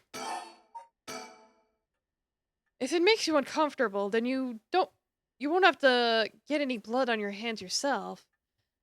I don't need you to kill the other curse bearers. I only need you to find them.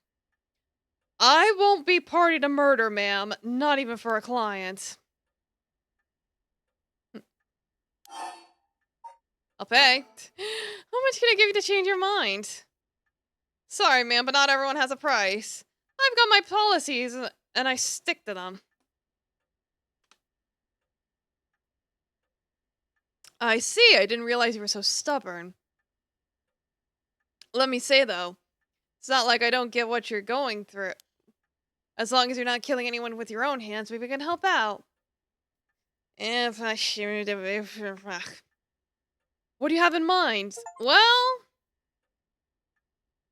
Ooh, I got an achievement for playing till midnight. Yippee! I'll hydrate. You know I just did. I'll drink twice. That's funny, though. If you play till midnight, you get an achievement. That's funny. How about stealing someone else's curse stone after they filled it with soul dregs? If that was all you were after, then I could lend you my services guilt-free. If the other curse bearers want to kill each other, that's their business. I'm not trying to be a hero here. I guess there's no guarantee a stolen curse stone will work, but we can worry about that later. Well, then I suppose we have a deal. Although, what if I stole a curse stone using my curse? Would you disapprove? That would void our contract, ma'am. Just warning you now. My...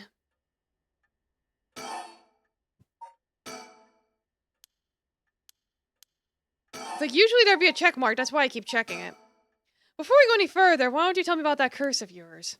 The Haunting Clappers, was it? That's one of the 7 Mysteries of Honjo, if I remember correctly. That's right. The original story did happen somewhere near here, I think. I'm sure I remember hearing that. In that case, my money would be all on the curse bearers being somewhere in Honjo. Our first move would be to narrow them down. Some of them are bound to try and come for you first. We'll need to be ready. The curses attacked our bearers more willing to kill, so an attack would come from anywhere. That sounds sensible. And if I remember correctly, your haunting clappers can set people on fire, but only if they have a naked flame or a lighter on their person.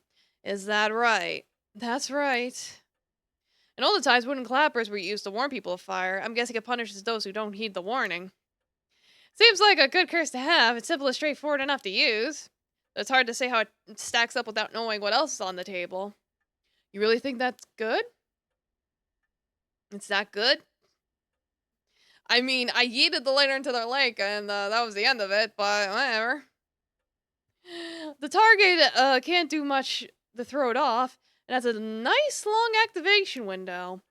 It's big that it works on lighters, too. Just slip one into your target's pocket. And say that condition were already fulfilled before they even knew you're there. They wouldn't even know what hit them. Maybe I won't have to actually use it. I could just tell someone I could, and they'd have to do what I said. Threats could work, although without any proof, it'll come down to how convincing you can be. If only you could use the curse and back out at the last second. At the last second? What an interesting idea. I have a lighter right here. We could try it now. That's an interesting proposition. Maybe not. I'm not quite crazy enough to make myself a guinea pig. Oh, I see. You're an odd one, ma'am, if you don't mind me saying. And I don't think it's just the curse. You flatterer. Yeah, she's totally off her rocker. She's got nothing to fucking lose.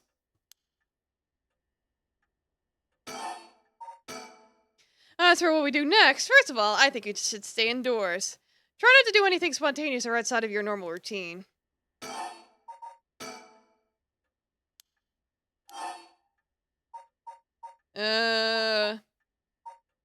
Kidnapping? Finally, I have a lead. I need to know what happened to my son. Your wish is my command, ma'am. I'll focus all my efforts into looking into the kidnapping. Although something just occurred to me. You can't investigate the matter at night, can you? At least until the sun rises, could you search for the other curse bearers? Alright, I see how it is. I'll be happy to help. Odds are good that the other curse bearers are also working by night. Anyone they kill under the cover of darkness won't be discovered until sunrise. I bet they'll be trying to do as much as they can before morning comes. So it's settled then. I'll look into the other curse bearers by night.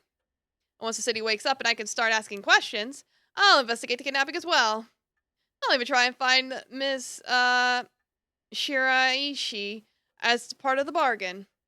Thank you, that's more than enough. Now then. I should get to work. There's only so much time before sunrise. I'll call you if I find something new. You stay here and keep a lookout. All right. There's no telling what kind of curses you might find out on the streets tonight. Yeah, she could have just sat in a cafe and was like, hey, that guy got a lighter. Shoot. Oh, but Shogo, yeah, but I don't know. It's like they would have to make contact with him now.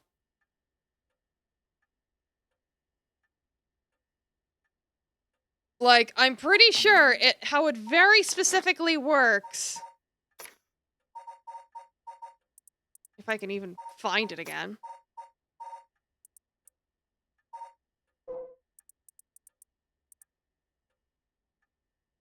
Yeah, it leaves them behind. So they have to leave. Don't go outside if you can help it, and try to be ready for anything. I will.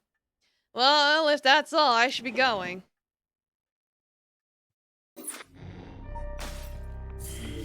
Alright, next.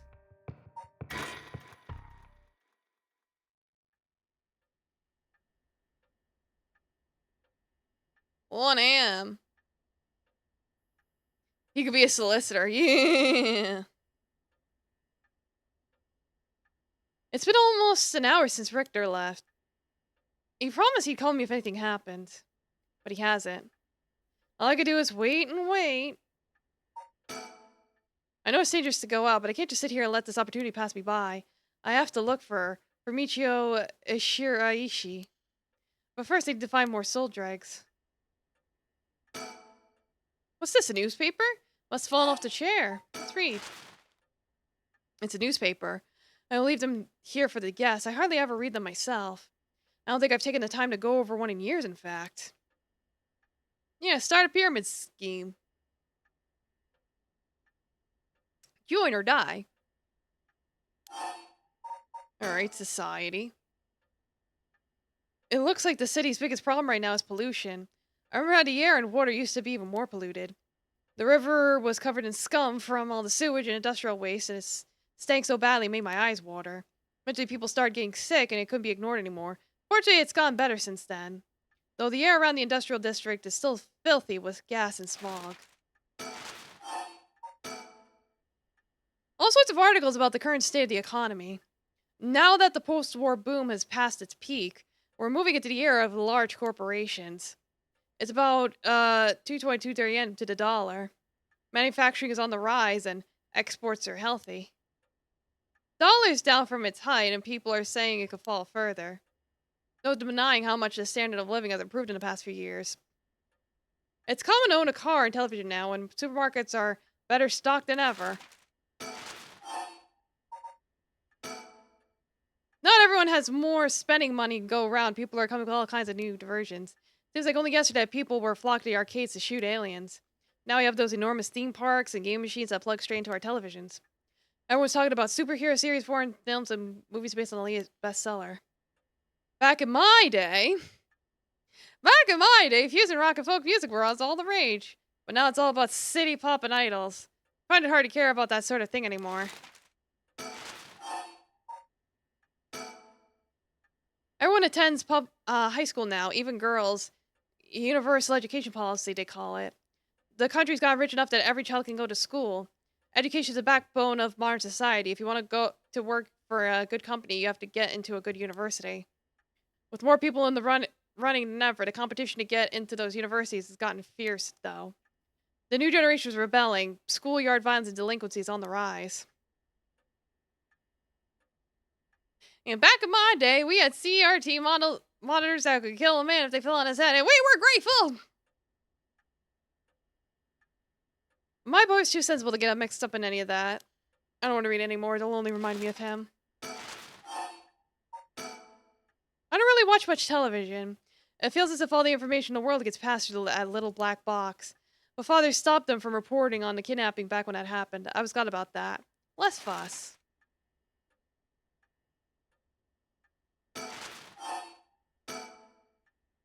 If there's one thing Honjo never wants for, it's horrific crimes. They found a police officer dead in a local park just the other day. A lot of my family are in the police. I hope it wasn't anybody I knew. I don't read the news anymore, not since last year. It brings back bad memories. Suicide at local high school? Oh, I remember that. A high school girl jumped off a roof about a week ago. She was bullied, I think? Or maybe it was something about exam pressure? Huh? What? But... No, this can't be right. Her name. Oh, shit! Michiyo Shiriishi from Komaga High School. It can't be. The girl that unalived herself was involved with the murder. No! No! Our lead! It can't be! I'm waiting for Richter to contact me, but he hasn't. I've made sure the receiver's on the hook. It'll ring as soon as he calls. Ah! It must be him. Answer. Hello? Shigema residence? Yeah, I guess we gotta help the high school girl. Get some answers.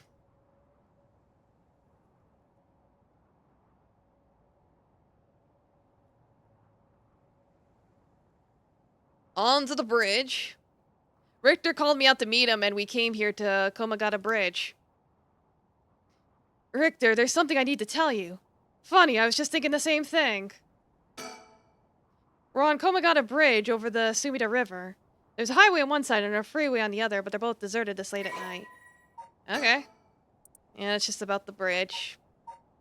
Like, I don't care. Anything else to examine? Anyone behind us? It's like, is there anyone behind us? Yes, no, no. Alright. Oh, the river. The Sumida River. The water is filthy and horrid, but at night, when it's still, it looks almost peaceful. Can I ask you something, ma'am? Is the Sumida River what you Honjo folks picture when you think of home? I couldn't say. All I can tell you is that I can hardly stand the sight of it. Right, should have guessed. This is where they found him after he went missing. All alone, floating in that horrible water. All I could think is how scared he must have been. How cold he must have been. What did he ever do to deserve something so awful?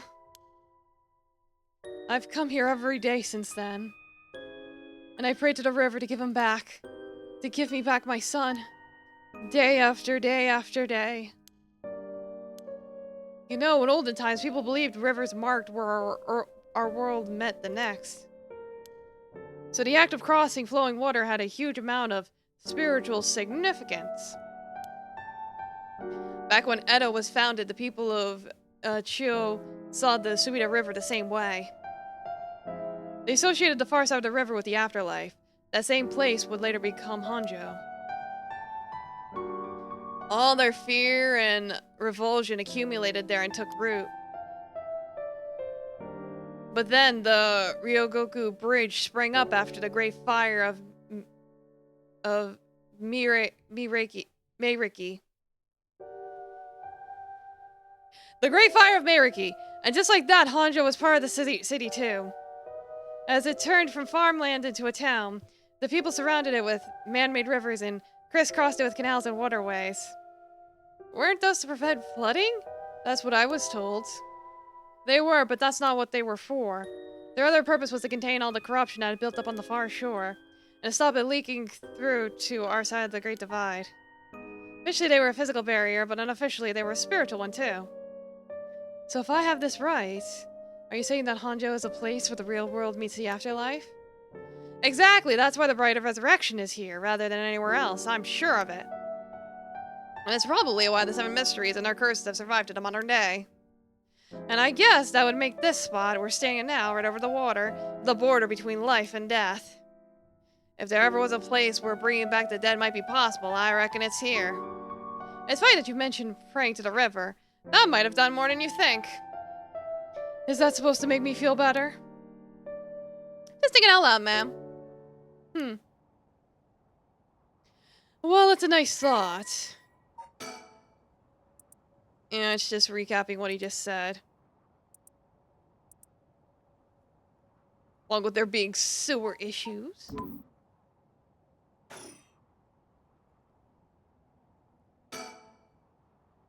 Oh, that's right. There's one more memory I have of this river. Do you mind if I tell you? Go ahead. It must have been about 20 years now when I was still a schoolgirl. Back then, the Sumida River was much filthier than it is now. It was full of garbage and industrial discharge. It was scummy and slimy and it stank.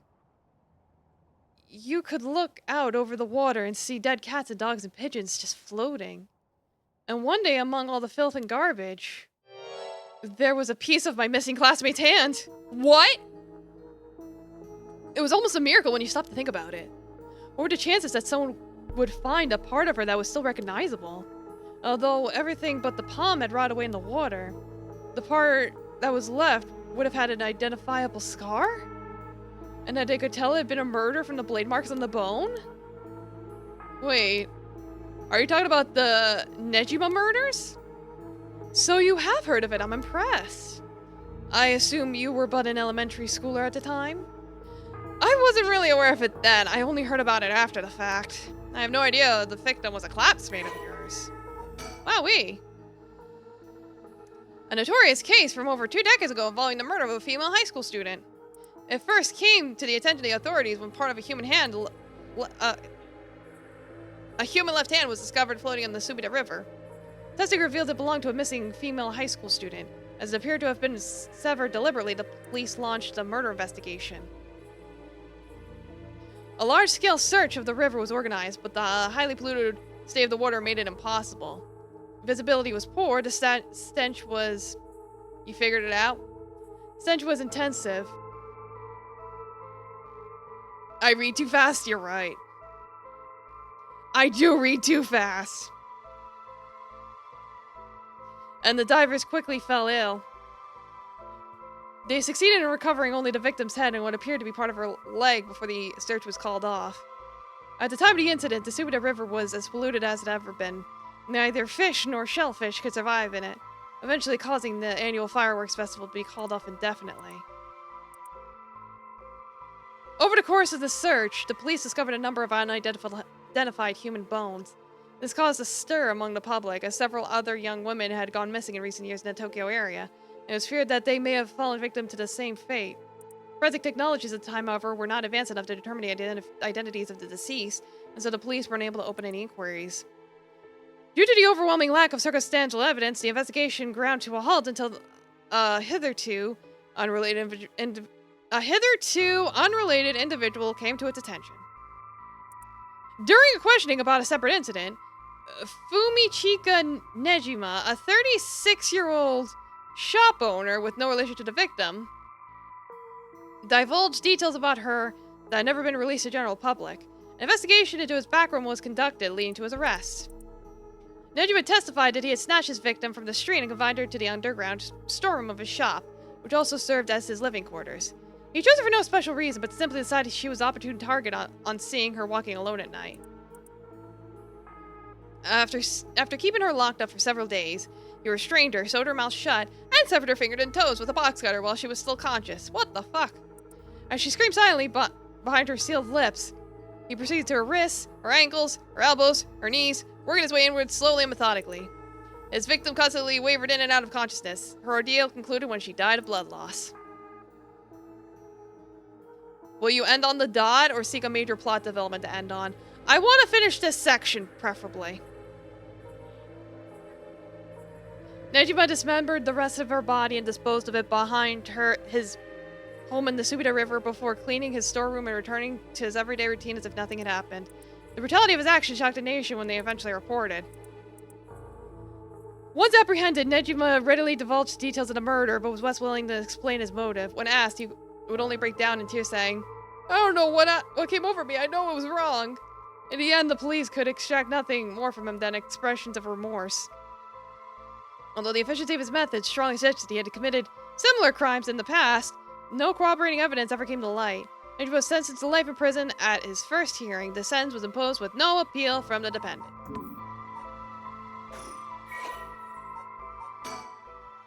And there he is.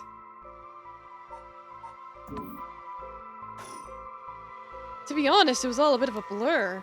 A wave of chaos just parting around me. Something like that.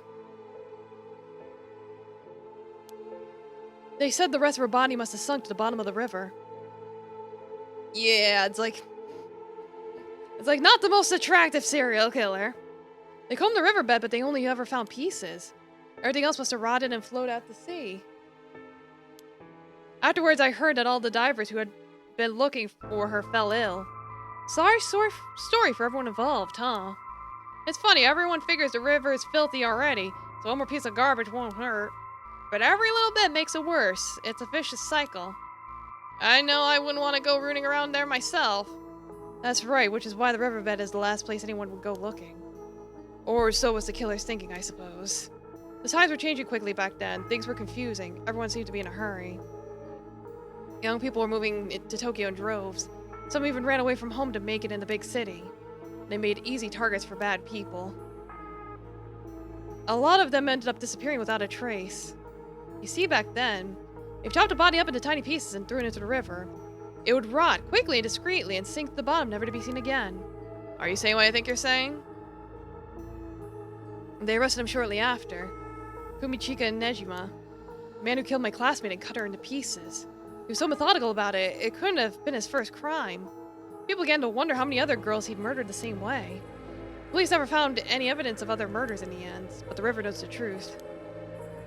How many corpses it has swallowed up over the years, I wonder. That same thought spread through everyone's mind, and they started to avoid this area. So really, this river has been ranked with corruption for decades now.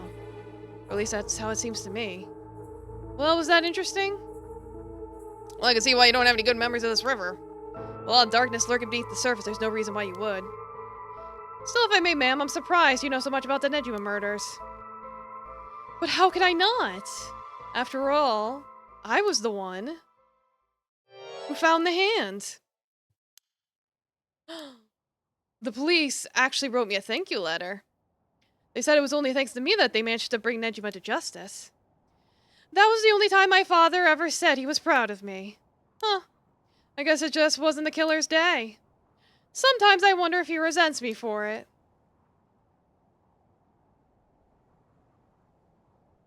Yeah, I thought she was gonna say that too. Anything else? Oh, is that a sticker? Oh, I found a sticker. Yippee! Sticker. Pink Punisher. Cute.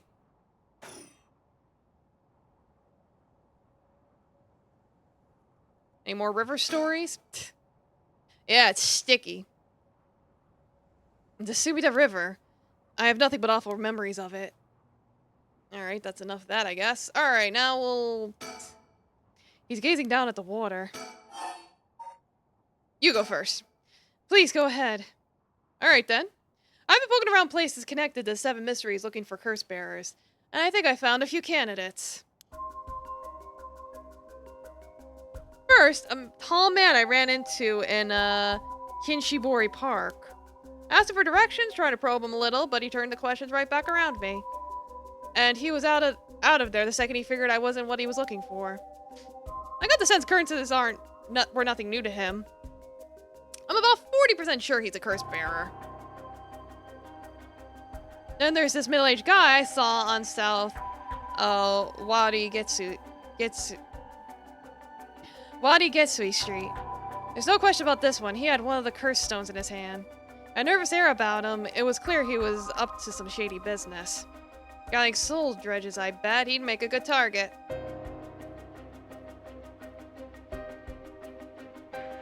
Next up is a pair. A young man and a woman I saw around Ryogoku Bridge. This time the man came up to me and asked me flat out if I was a curse bearer. I told him I didn't know what he was talking about. He backpedaled and left. Looks like they lurk around there often, looking for kindred spirits would be my guess.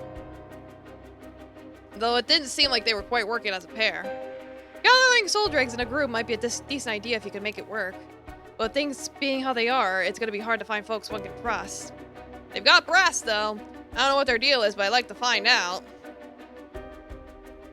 Last is two detectives I've seen sniffing around. The police are involved? Not necessarily. A body turned up in a local park a few days ago, so they might just be looking into that. Still, the park's got ties to one of the Seven Mysteries. Might be it was a curse that did the guy in.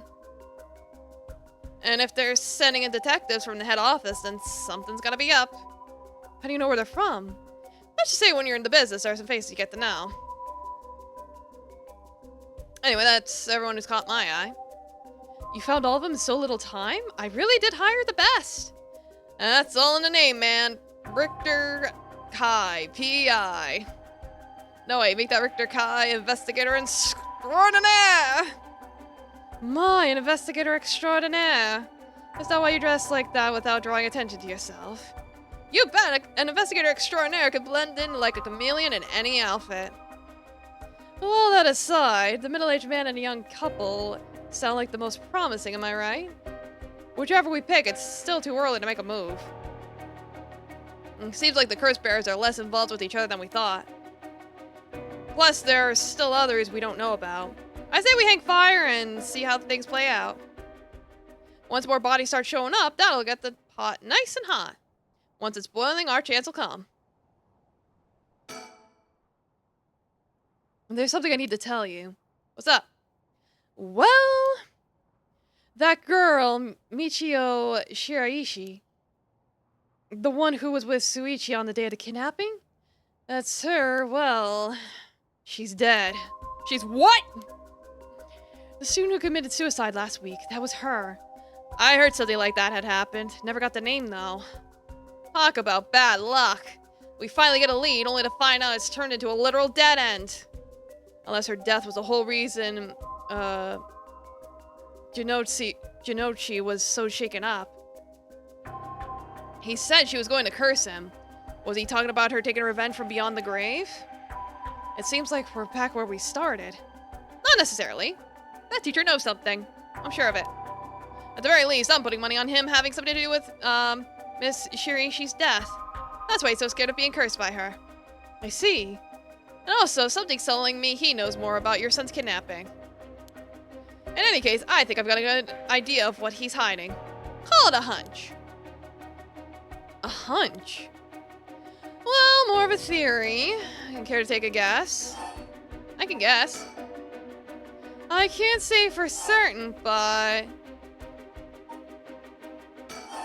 he silenced her with blackmail?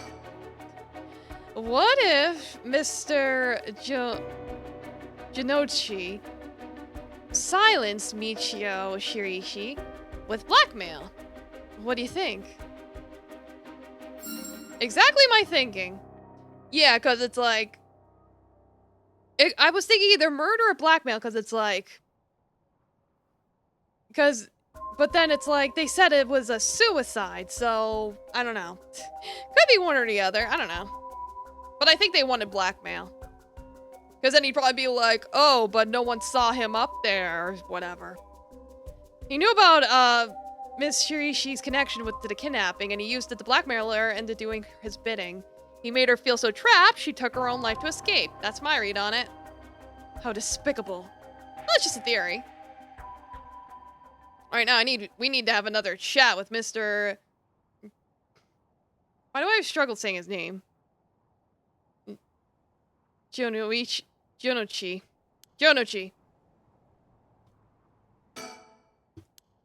Is something wrong? Not really, it just struck me. It's been 20 years since the Nejima murders. So it has. Not to spook you or anything, but I thought you might be interested in knowing. Life in prison doesn't always mean life. There's precedents for first-time offenders being allowed out on parole after 20 years. Only if they're found to show remorse and a desire to reform themselves, of course.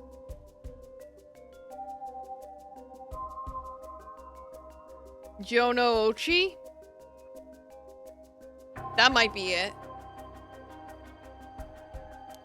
That's right, I'm impressed you know so much. Still, it's hard for someone with a criminal record to reintegrate into society. Jonouchi?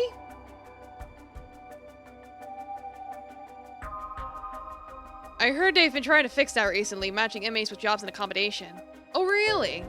They keep an eye on them, of course, and make them report in for regular checkups. But to avoid discrimination, they keep the inmates' records a secret from everyone but their employers. They even give particularly notorious criminals new identities so they won't be recognized in the workplace. My! The way you put it, it's like you're saying Fumichika Nejima could be out on parole right now. back in society under a new name with nobody any the wiser. It's possible. As it happens, a little birdie told me about a big name make a parole a few months back. I don't know if that was Nejima, but our discussion just now did bring it to mind. I see. How unsettling. Now that you mention it, I just remembered something too. What is it? I was passing Komagata High School a little while ago when I saw someone. A janitor, I think. And I could have sworn he reminded me of Fumichika Nejima. Oh? He looked a little different after 20 years. Much thinner than I remembered, too. I told myself I was just seeing things. But perhaps it was him after all.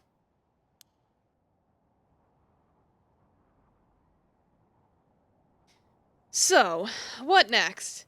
The big question now is what the rest of the curse bearers are up to. Luckily, the Sumina River is a good distance from any of the Seven Mysteries. It's unlikely the other curse bearers will come all the way here. I can finally have a moment to think. I see. Alright. Suspend? Suspend? That means I can't... Okay. I guess that means you cannot currently progress any further. Once your situation has changed, select resume to try again. Pressing suspend will return you to the story chart. Okay, I guess I'm stuck. Alright, I'll leave it there then. Yeah, it's like I've played games like this before. I've played visual novels like this before where it's like you gotta go like partway through a person's route and then you gotta go through like a different branch to get different answers. I've done this song and dance before. I've played the Zero Escape games, for example. But they're not the only ones that have done it. But yeah, we're gonna leave it here. Thank you so much for coming. Let me find somebody to raid. A few options.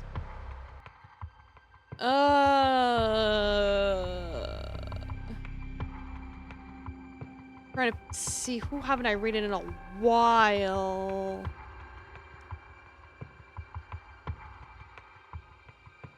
But yeah, so far so good. This game is very spooky and I like it. So. And the fact that it's not like, want to try someone new? Sure. Why not? It's like, you asked that question literally right before I hit enter, so you were able to successfully stop me.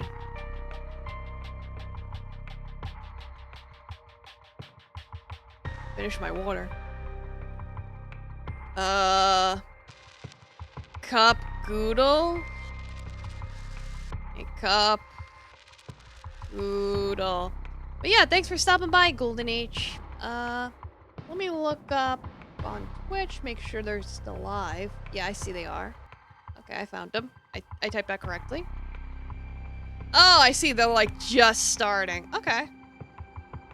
Alright, then I'll be rating them at a good time. Yeah, exactly. Just a couple of noodles. Alright, good night, everyone. Yeah, the notification came in just now. Fair enough.